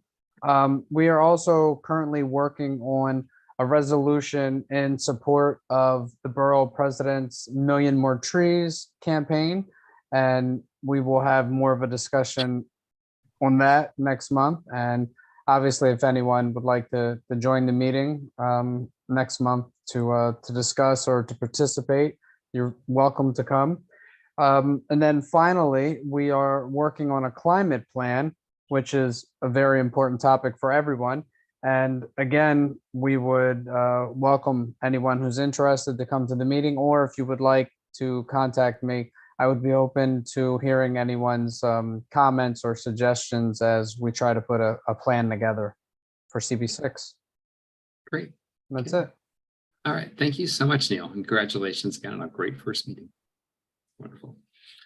Okay, so we can move on now. I'll call on Brian Van Nieuwenhoven, who is chair of the Transportation Committee. That's me. Hey. Okay, we have two resolutions for you tonight. 7A, supporting Senate 2812 2023, allowing for more red light enforcement cameras in New York. The short of this resolution, aside from the text that is in the draft, is, I'm just navigating to it, that we are supporting this legislation that takes the cap from 150 cameras allowed in the whole city to 1325 cameras allowed in the whole city, and there's only 13,000 red light intersections or intersections or signals within the whole city to begin with. So we would be able to cover nearly 1 in 10 intersections, or at least 1 in 10 directions one way in an intersection with a red light enforcement camera automated. And our belief is that this aligns with the board's goals based on prior work that we've done in the committee's current vote. Also, we are asking within this resolution to just lift the cap whatsoever, so that there's nothing in legislation that limits the number of cameras, and that they work out in Albany how they fund the program and how many there are in any given year, but without having to navigate this particular thing. So that's all I have to say, and I'll leave it to the floor for now. Okay, great. So I see hands raised. Kevin O'Keefe. Thanks for this work. I was going to call the question, but Susan has her hands raised. Susan, do you have a question or anything? I was going to call the question, but I'll second it. No fighting, no fighting. Okay, so second, and then Susan. Yeah, don't fall over each other to pass this. All right, thank you so much. I don't see any more questions scrolling, so that's, or hands up, that's a good thing. So it's been called and seconded. So once again, mark your vote on your digital ballot for this resolution and do not submit it, or do not hit submit. Sorry, oof, I'm tired. Those of you who are not using the digital ballot, we will ask for your vote verbally during the second roll call. And now that I've babbled on long enough, I think that you've probably all had your chance to cast your vote. So Brian, why don't you go on to your Yeah, E. 7B, supporting proposed New York City Council Bill Intro 501/2022, which in short allows for user submitted photo enforcement from citizens for certain types of parking and roadway violations, not for moving violations. We had a robust debate on this at committee, and I expect no amendments and should railroad this through. Oh, look, Majed, you have your hand up. Yes, Majed. If you're okay, I'm just Brian, are you done? teasing I him can call because we Majed. talked about this. There was an amendment that has been worked on, and I explained to them how to present it. So go ahead. Okay, Majed, can I call on you? Perfect. Thank you. And thank you, Brian. So we would like to propose an amendment to specify that this resolution focuses on protected bike lanes and makes an exception for class 2 non-Chero bike lanes. To talk in non-technical terms, the way we're thinking about it, there are narrow streets, think Avenue A, B, even streets crossing in our district that vehicles, whether to drop off a senior resident or resident who has physical accessibility issues, or for freight, will have to block a lane, and they'll have to choose either to block traffic or to park on top of a non-protected bike lane. We are proposing an amendment. Well, I know maybe others would support an amendment to be very specific that this resolution is for now only focusing on protected bike lanes and infringements on those. And our reasoning is that just when there's not the infrastructure for drop off, we have to make an exception, not to set up for a conflict. And I posted the proposed text that was shared with Brendan in the chat. Yeah, just a point of clarification, Majed, where will this whereas clause be in the resolution? Line number? Yeah. Yeah, we're on the wrong slide. We got to go to the other resolution. Yeah. Just make sure. So I do want to address one thing because I talked to you guys. You guys are adding a whereas, and that's the only amendment that you have so far. You have not proposed an amendment to the resolved part to ask the city to amend the legislation to include class 3 bicycle lanes in the user enforcement program, but to exclude the class 2 lanes. Right.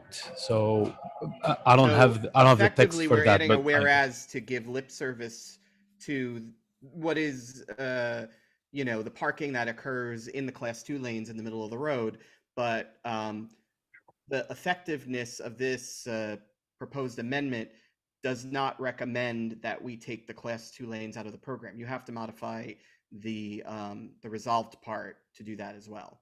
Can we specify in the be it resolved the class 3 protected bike lanes, PBL, as the target here? So there's already text there that adds bus stops as a violation that would fall under the proposed program. You would have to amend that to additionally to exclude class 2 bicycle lane violation enforcement. To do what you want it to do. I'm not saying, we're going to open this to debate, but that would have to be part of the resolution in order for it to effectively make the recommendation that the user enforcement wouldn't occur as part of the program, as a recommendation. So Brian, what you're saying is we have the language for a whereas, but not the appropriate language to make that whereas effective down in the resolved. Bingo. So, okay, got it. Whew, thank you. So I'm giving them a chance. Let's work it out. We need a minute for it, but Majed, do you know what do you understand what I'm referring to here? Yes, and I see Michael has his hand raised, so let's see if he has anything to add to that, and I'll think about the text here. Okay, so let's Michael, can I call on you then, if you want to speak? Yeah, I was just going to second his amendment before I knew about the resolution. Okay. All right. Which line number? Yeah, sorry to interrupt, but which line number will this So the language you would like to insert would go into which line number? Actually, Brian, can you advise on that? Is there a significance for where this goes, or can it go in towards the end? Okay, so with the whereas, it should go, let's scroll down near the end. I'm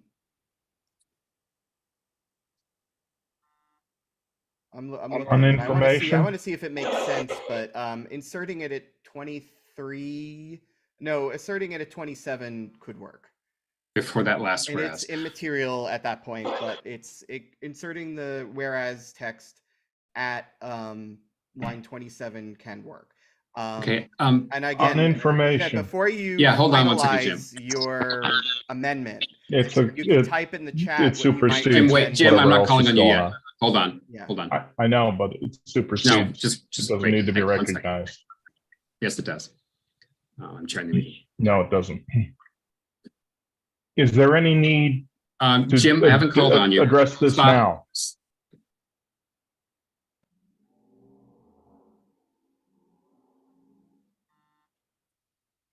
Brian? I know this is inappropriate, so but now we please. have the so Majed, again, do you have text for the beat? Okay, there's the beat resolved. Yeah, then just put that in the end. Just put at the end of the text, and that will do effectively what I understand is the aim of this amendment. Majed, so that we'll wait for Brendan to do the insertion. Okay. Of So- the and okay, while Brendan is inserting, I'm going to call on everyone who has their hands raised. Michael? I just sent it in the chat, man. Okay. Michael, you're good? Because you disappeared. Jason, you had a comment or question?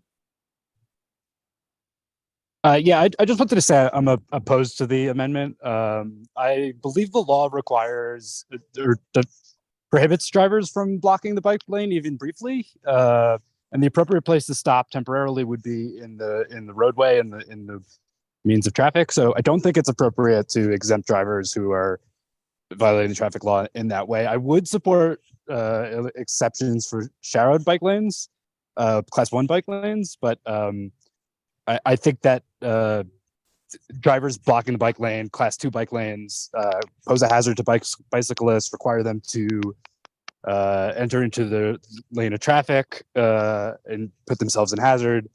And I think that making an exception for these for class 2 bike lanes is not in the spirit of the goals of the bill. And I just want to clarify, for the sake of what Jason said, it is still illegal to block a traffic lane, a class 1 bicycle lane, aka a Sharrow, or a class 2 bike lane, which is a standard painted bike lane in the middle of a roadway. This is not legal, and you can still get a ticket for that. The proposition here is about if a user submitted photo program is distributed by the city so that citizens can take photos of violations and send them into the city, and those can result in tickets, that these particular violations would not be part of that program, but they could still, those cars could still be ticketed by police, traffic enforcement agents, and any other agents of the city that are empowered to write such tickets. Okay, great. I want to make that If I could just clarification add, about what the language would do if Hold it on. were effective. Brian, finish. Yeah. Okay. We're good. I actually want to call on Jim first because you have a point, Jim. Yeah, I'm just wondering if this is time sensitive or if what seems to me to be committee work can be referred back to the committee, the whole resolution. Brian? We have the full resolution in front of everybody, so we can just vote on the amendment and then we can vote on the resolution. Okay, I will prefer to finish going through the questions, the raised hands. B. So I have to admit, I am very confused right now. So Brian, in the clarity of a way, if I understood this would exempt the taking the photo issue. Tell me exactly what the amendment does to people that park in these zones. So the people who park in those zones would not be able to get a ticket from a user submission, but they would able to get a ticket from a traffic enforcement agent or a police officer for blocking the roadway. So why is the not being able to get the photo from a user make that much of a difference if it is illegal to really block that particular location? What And does this say? That you will have to ask Majed and Michael. Well, no, that's what I'm trying to understand the amendment before we vote on it. Why this becomes, it's really has to do with the photo as opposed to the tickets. It's still illegal. Am I correct in what I'm saying? Yes, you're correct. It will still be illegal. We're just saying, people will have to drop off folks. They will have to basically break that law. So let's not give another incentive for folks to take photos because there's already this DOT is setting them up for failure. There's just no place for drop off. Okay. B, are you okay? We have to vote on the amendment. And so I just actually was with Jim. I think if this is not sensitive, it should be in committee, but I'm okay to vote on the amendment now that I understand it. Yeah, and B, just to be clear, there was a snafu at committee where we entered the call the question zone on this, and then this came up, and parliamentary, we couldn't back out of it. So we had to vote on the resolution as is. And I told the people who had the amendment that as a matter of procedure, we could do this during full board. So the rest of the resolution is sound. We do not need to refer it. If we have an issue with the amendment, we can, debate it or call the question on it and get through it. Okay, I'd like to respond if there are 4 hands up, I'm sure. Michael, I'll go to you first. I think that. Thank you. The one thing, point that I wanted to make is, for traffic agents there, they can see what the situation is. On some of these roads, there is no parking lane, there is no loading lane. If they have to drop off somebody with a wheelchair, I know it was mentioned before that the proper thing is to stay in the lane. But for me, just visiting this, if there's a bike lane and there's a driving lane, if the person stops in the driving lane to let out a wheelchair, they have to go over the bike lane anyway and stop the bike traffic there as well, and then go onto the sidewalk.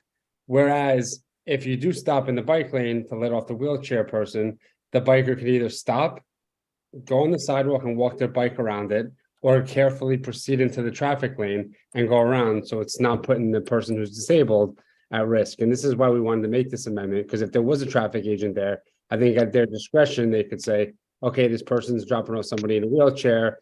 It doesn't make sense to stop in the traffic lane and still basically let off the wheelchair into the bike lane. I'm not going to give this person a ticket. Whereas the photo ticket, you could just take a photo and you couldn't see any of that happening. You could see the license plate of the car in the bike lane, and that would be it. All right, thanks. Larry? Thank you. This is analogous to a situation which I'm familiar with the Taxi and Limousine Commission complaints from citizens. And the Taxi and Limousine Commission does afford the person who is being ticketed an opportunity to explain what was going on. And that is before they adjudicate guilt and issue a fine. So I don't have a problem with the resolution as it was originally written, and I do have a problem, therefore, with the amendment. I would vote against it. Okay, thank you. Jason? Yeah, thanks. I just wanted to propose that if we want to question the legality of or the current law that prohibits blocking the bike lane, we should address that separately, not as a part of this bill. That's just I'm just putting that out there. I suppose as my preference here. Okay, thank you. Okay, Rich? It was illegal. Yeah, I think Michael, hold on. I'm going to go to Rich. I think my comment is the same as Jason's in different words. We're not in this conversation adjudicating what traffic law should be. We are only talking about which currently illegal violations should also be able to be ticketed by citizen photo. That's all. Michael? So I just wanted to clarify, it's legal, right? It is legal to stop in a traffic lane and let off a passenger into a bike lane. That's what we're saying is legal as per law. I don't know, I'm asking. Brian, do you want to respond?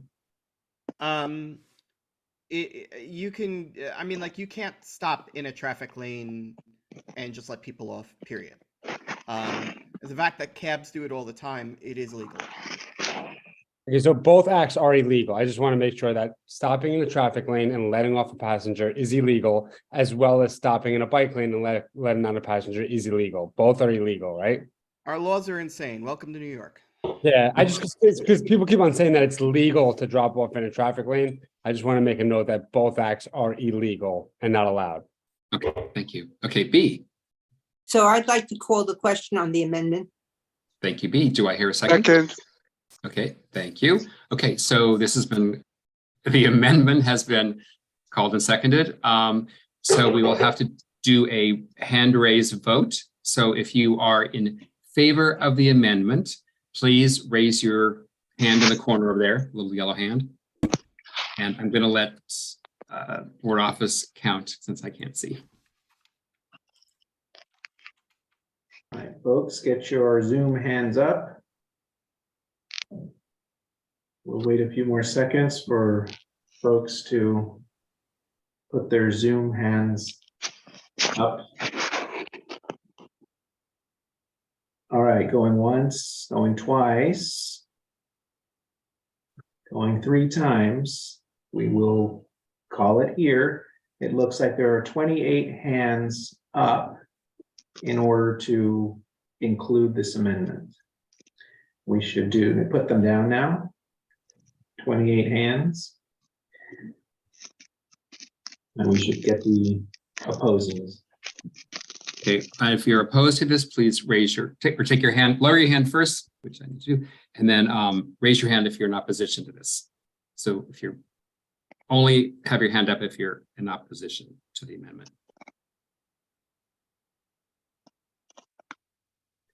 All right, going once, going twice.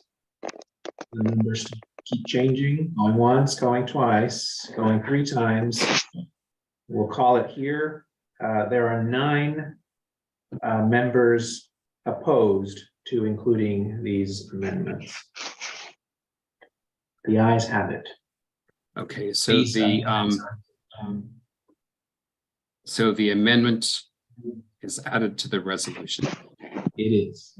Okay, They are. so, okay. Sorry. Okay, can we have everyone lower their hands then? All right, I think everyone's down. All right, thank you. So next, we will be voting on the actual resolution as amended. So once again, do I hear a? Yeah, we need a motion for that. Adam? Yeah. Call to question. Okay, thank you, Adam. Do I hear it seconded? Seconded. Okay, thank you, B. Okay, so once again, I will repeat myself. Mark your vote on your digital ballot for this resolution and do not hit submit. Those of you who are not using the digital ballot, we will ask for your vote verbally during the second roll call. Let's give everyone a little bit of time to vote. Then Brian will ask you for your vote. Yeah, I can give chair's report. Yes, please. Grand Central Madison opened. We've had some complaints about some spots with crosswalks and corners and bike lanes where there isn't protection from parked vehicles, and vehicles are parking in the pedestrian buffer zones. And so the board was asked to get some barriers in those places, and we found out that DOT is actually putting flexible delineators in those places, and they're just getting ripped out of the ground constantly. So the committee has been discussing that and seeing if there's other options. Meanwhile, anytime you see that, send it into the office and we will request with DOT to replace what was supposed to be there imminently, hopefully as quickly as possible. And then finally, I want to thank the council member, Rivera, for talking about 3rd Avenue. We are working on that, and we're trying to clear some business so that we can put some people on a working group to come up with some text to get something strong out to follow up on the Sam Schwartz plan from 2021, I believe. Yes. That's all for me. Okay, great. Well, thank you, Brian. And Jim, I want to apologize to you. I didn't understand what you were saying earlier, but I've got your, the point of order is you're correct on that. So thanks. Sorry about that. Okay, next up, I think we're done with that. We'll be moving on to Claire Brennan, Chair of Business Affairs and Licensing. Claire. Hello, everyone. Short little agenda today. I'll just say, you know, the first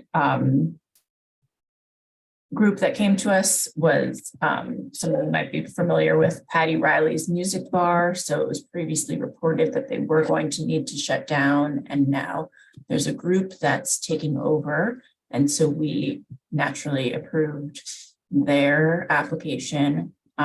Secondly, you'll see that there's no objection to a beer, wine, and cider license. For folks who don't know this, we often just automatically approve those. It seems pretty basic, and our agendas are usually really long anyway, but this was a group who came in and initially wanted a full liquor license. So we had them speak with us, and then after the meeting, they changed their mind and are only looking for beer, wine, and cider. So that's just why you don't see these type of applications on this docket or this venue. Often we try to spare you from those benign applications. Adam? Motion to bundle. We haven't, you meant bundle all three? Or yeah, I think you meant all three. Well, I'll take the third one out actually, because Okay, it's not okay. Okay, fair. Do I hear a second to bundling? Second. Okay, thank you, Raj. Very nice of you. So this gentleman. Okay, great. So we have no, does anybody object to bundling? If you do, raise your hand in the corner by Zoom. And hopefully, Jesus, can you, Brendan, see that if anybody's objecting? Seeing no. Okay, seeing no objections. Let's bundle those two then. So this is resolutions 8A and 8B bundled. Oh, I'll have to read this once then. So please mark your vote on your digital ballot for these resolutions and do not hit submit. Those of you who are not using the digital ballot, we will ask for your vote verbally during the second roll call. Thanks, Claire. Yeah, so the third resolution, I think that we had talked about this back in the spring. We had a representative visit us from the Nail Salon Workers Association. So it's a group of workers and advocates who come together and support the rights of nail salon workers. It's a pretty obvious resolution to me. You know, it was close to my heart. It was a little bit challenging leading this meeting with me and Susan and all other male participants who I couldn't tell for sure if they've frequented nail salons as much as I do, but I had to guess they probably didn't. So I appreciate the committee for writing this resolution, because it is admittedly a issue that's near to my heart. Nail salon workers are really poorly treated. And as it says in the resolution, this is just supporting Assembly Bill A378/Senate Bill S 1800, the Nail Salon Minimum Standards Council Act. So really it's just kind of establishing a committee of experts who are then going to suggest some protections for these workers. We have the presentation if you missed it and if you're interested, and I'm happy to put you in touch with the organization, because I think leading up to or like throughout this legislative session, they're going to have some opportunities to support the cause in various ways. So just want to shout out Susan for writing this resolution. And yeah, I'm not happy to answer any questions, but just wanted to give some background. And yeah, I'm totally in support of this, and I think it's a good resolution, and I think it does a really good job kind of outlining like the problems. But I wish there was a little bit, I'm going to vote for it, no question, but I wish there was a little bit more detail about how the bills would actually like solve the problems.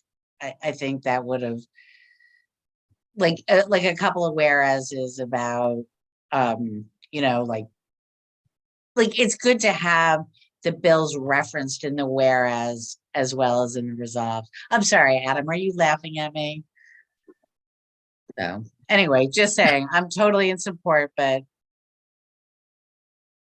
Okay, thanks, Anne. Appreciate it. Susan, your hand is up. Yes, I mean, the whole point of the bill is that the problem is going to be solved by the council that's created. It's going to be nail salon owners, clientele, people in the industry. So they're the ones who are going to solve the problems. And all the legislature was doing was approving the creation of this council. Thank you, Susan. You're welcome. Right, yeah, good. Okay, Jim, did you have your hand up? I saw go up and down. Yes, I did. Just with respect to that, I would hope also that we have somebody that's a public health professional on this committee. Things like norovirus can be spread very easily in hand-to-hand contact. And if you're operating a nail salon with, 15 nail workers and, each of them with 10 clients a day, things can get out of control very quickly. So I would support a public health professional, a physician or somebody from, the public health service being assigned to this committee. However, it's committed. I don't know who the sponsors of the bill are. I haven't read it, but I'll forward that note on to them. Whoever the That's sponsor a good is. point, Jim. The perspective that we were looking at it was from a worker's perspective, but I think that, like you said, it also will benefit clients as well. Hepatitis, there's all kinds of public health issues. Yeah, that is not good and a lot of information. Marty. Yeah. Marty? I raised my paraffin hand nails and call the question. Okay, do it. Second. And I know That was to call the question. That's good. fine. Thank you. Okay, great. Okay, great. So it's been called and seconded. All right, thank you so much. Then I'll go ahead and read that line again.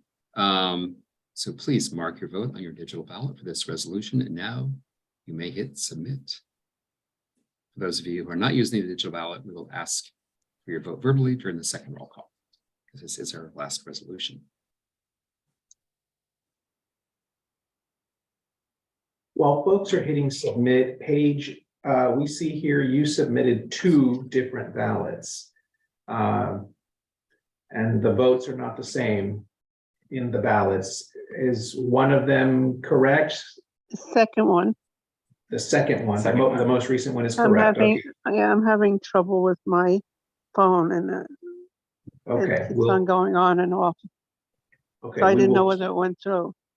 Okay, we will keep the most recent one, and the one that you submitted earlier, we will delete that one.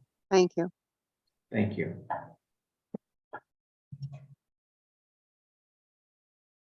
Did you do it already?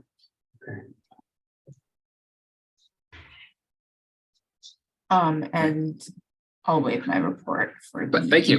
Oh, okay, thanks.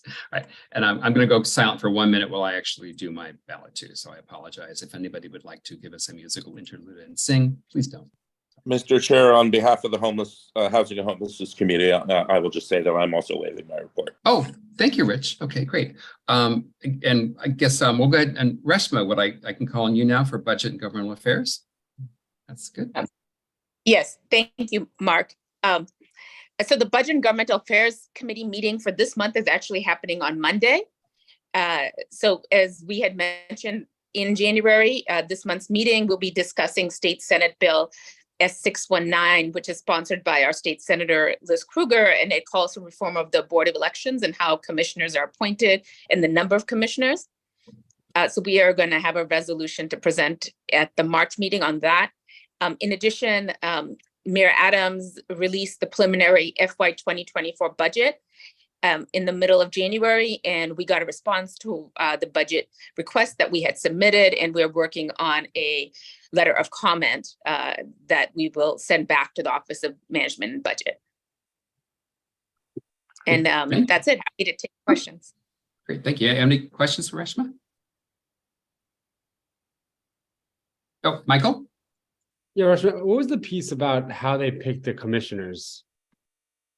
So there's a bill that's in front of the state Senate, and the bill asks for reforming the way the commissioners are appointed and also reducing the number of commissioners from 10 to actually 2, and streamlining it and asking that the current commissioners be, step down and the whole process get started again.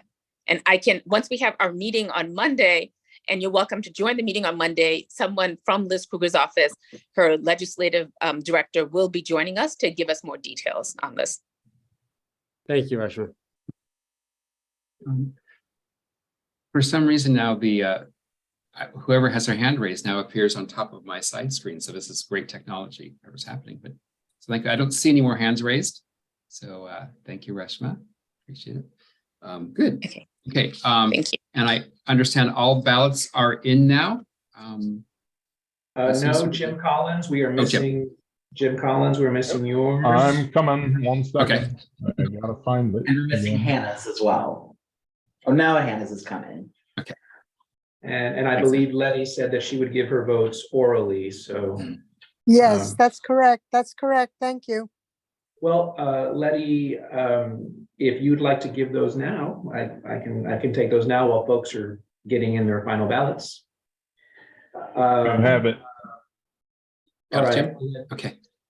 Letty, how do you vote for Public Safety Resolution 3A? Letty, you're currently on mute.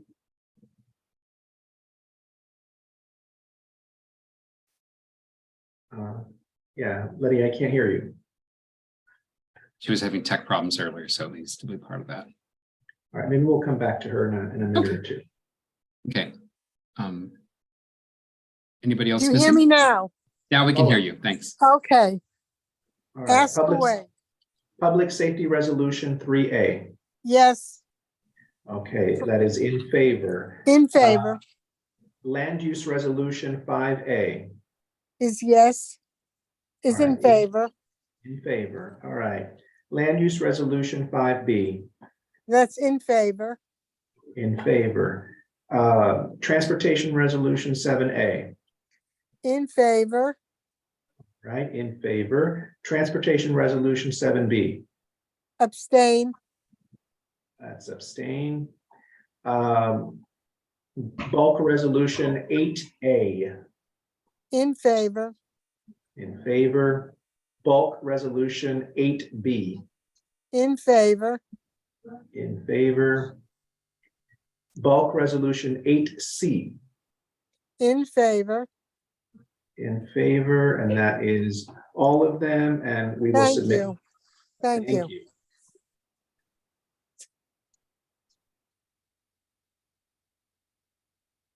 Okay, great. Jesus, everyone is in? Let me do one final check. Okay.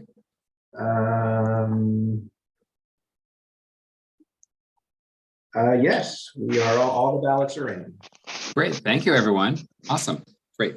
Okay, so we will then move on to old and new business. Board members, if you have any old or new business to say, please raise your hand, your little hand in the corner through Zoom. I'll ask Jesus and Brendan. I don't see any hands raised. Nope, neither do I. Going once, going twice, going 3 times. Okay, in that case, we will move on to our second roll call. This is exciting. I will ask the secretary to conduct the second roll call. Stephen.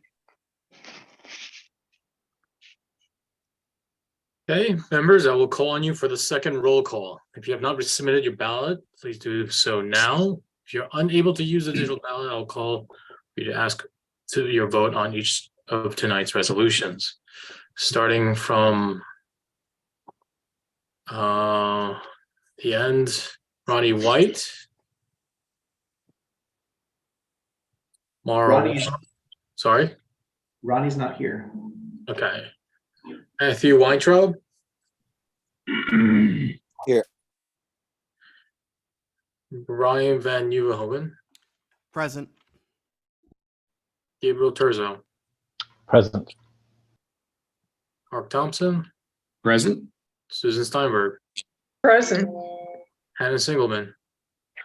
Present. Letty Simon? Present. Aisha Siddiqui? Present. Sandra Sharad? Here. Seema Shah? Present. Lou Sapersky? Ann Seligman? Here. Larry Shire? Present. Matt Roberts? Present. Rashwan Patel? Present. Kevin O'Keefe? Present. Aisha Nayar? Rajesh Present. Nayar, I'm sorry. Yeah, no worries. It's late. Recorded. Richard Mintz? Present. Sandra McKee? Present. Anton Malner? Present. Jason Littman? Present. Sandra Leptoff? Abigail Cruzmark? Nadim Kilani? Present. John Keller? Present. Paige Judge? Present. Sadie Howard? Present. Adam Harkey? Present. Eric Goldberg?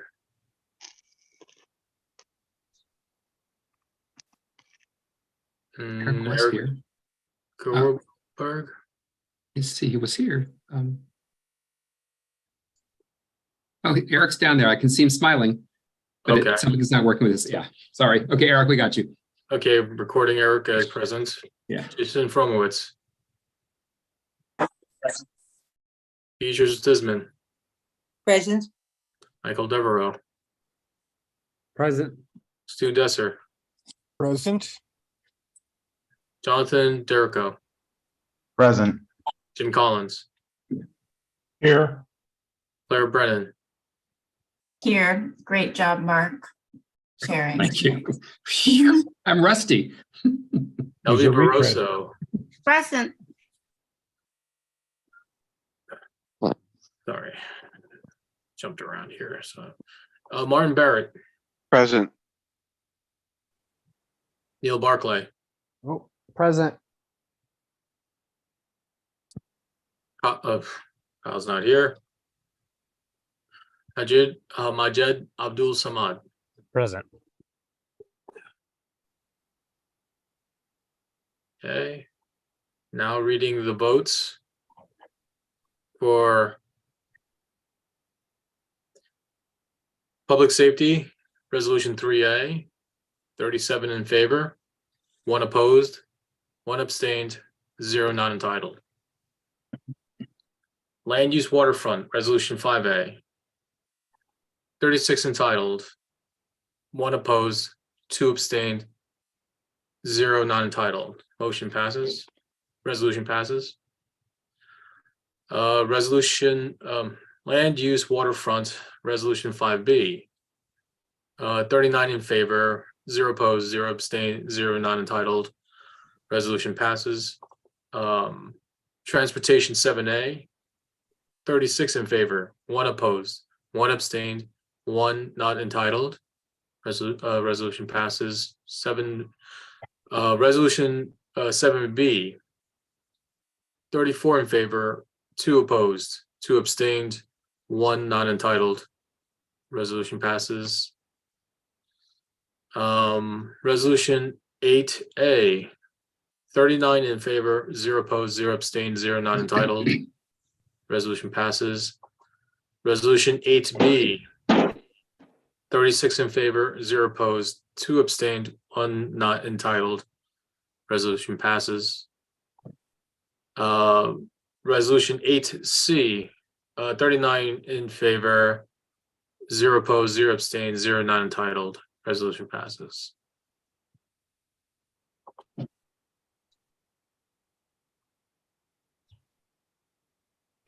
Great. All right. Thank you, Stephen. I want to get you a name scrambler next time so you can call everyone out of order. Get us all keep us awake and on our toes. Great.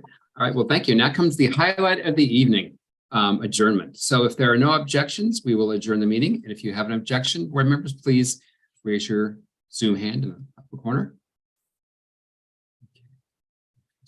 I don't see anybody objecting to adjourning. So in that case, seeing no further business, the meeting is adjourned at 9:28 p.m. Thanks everyone so much. Appreciate it. A long one, but a good one.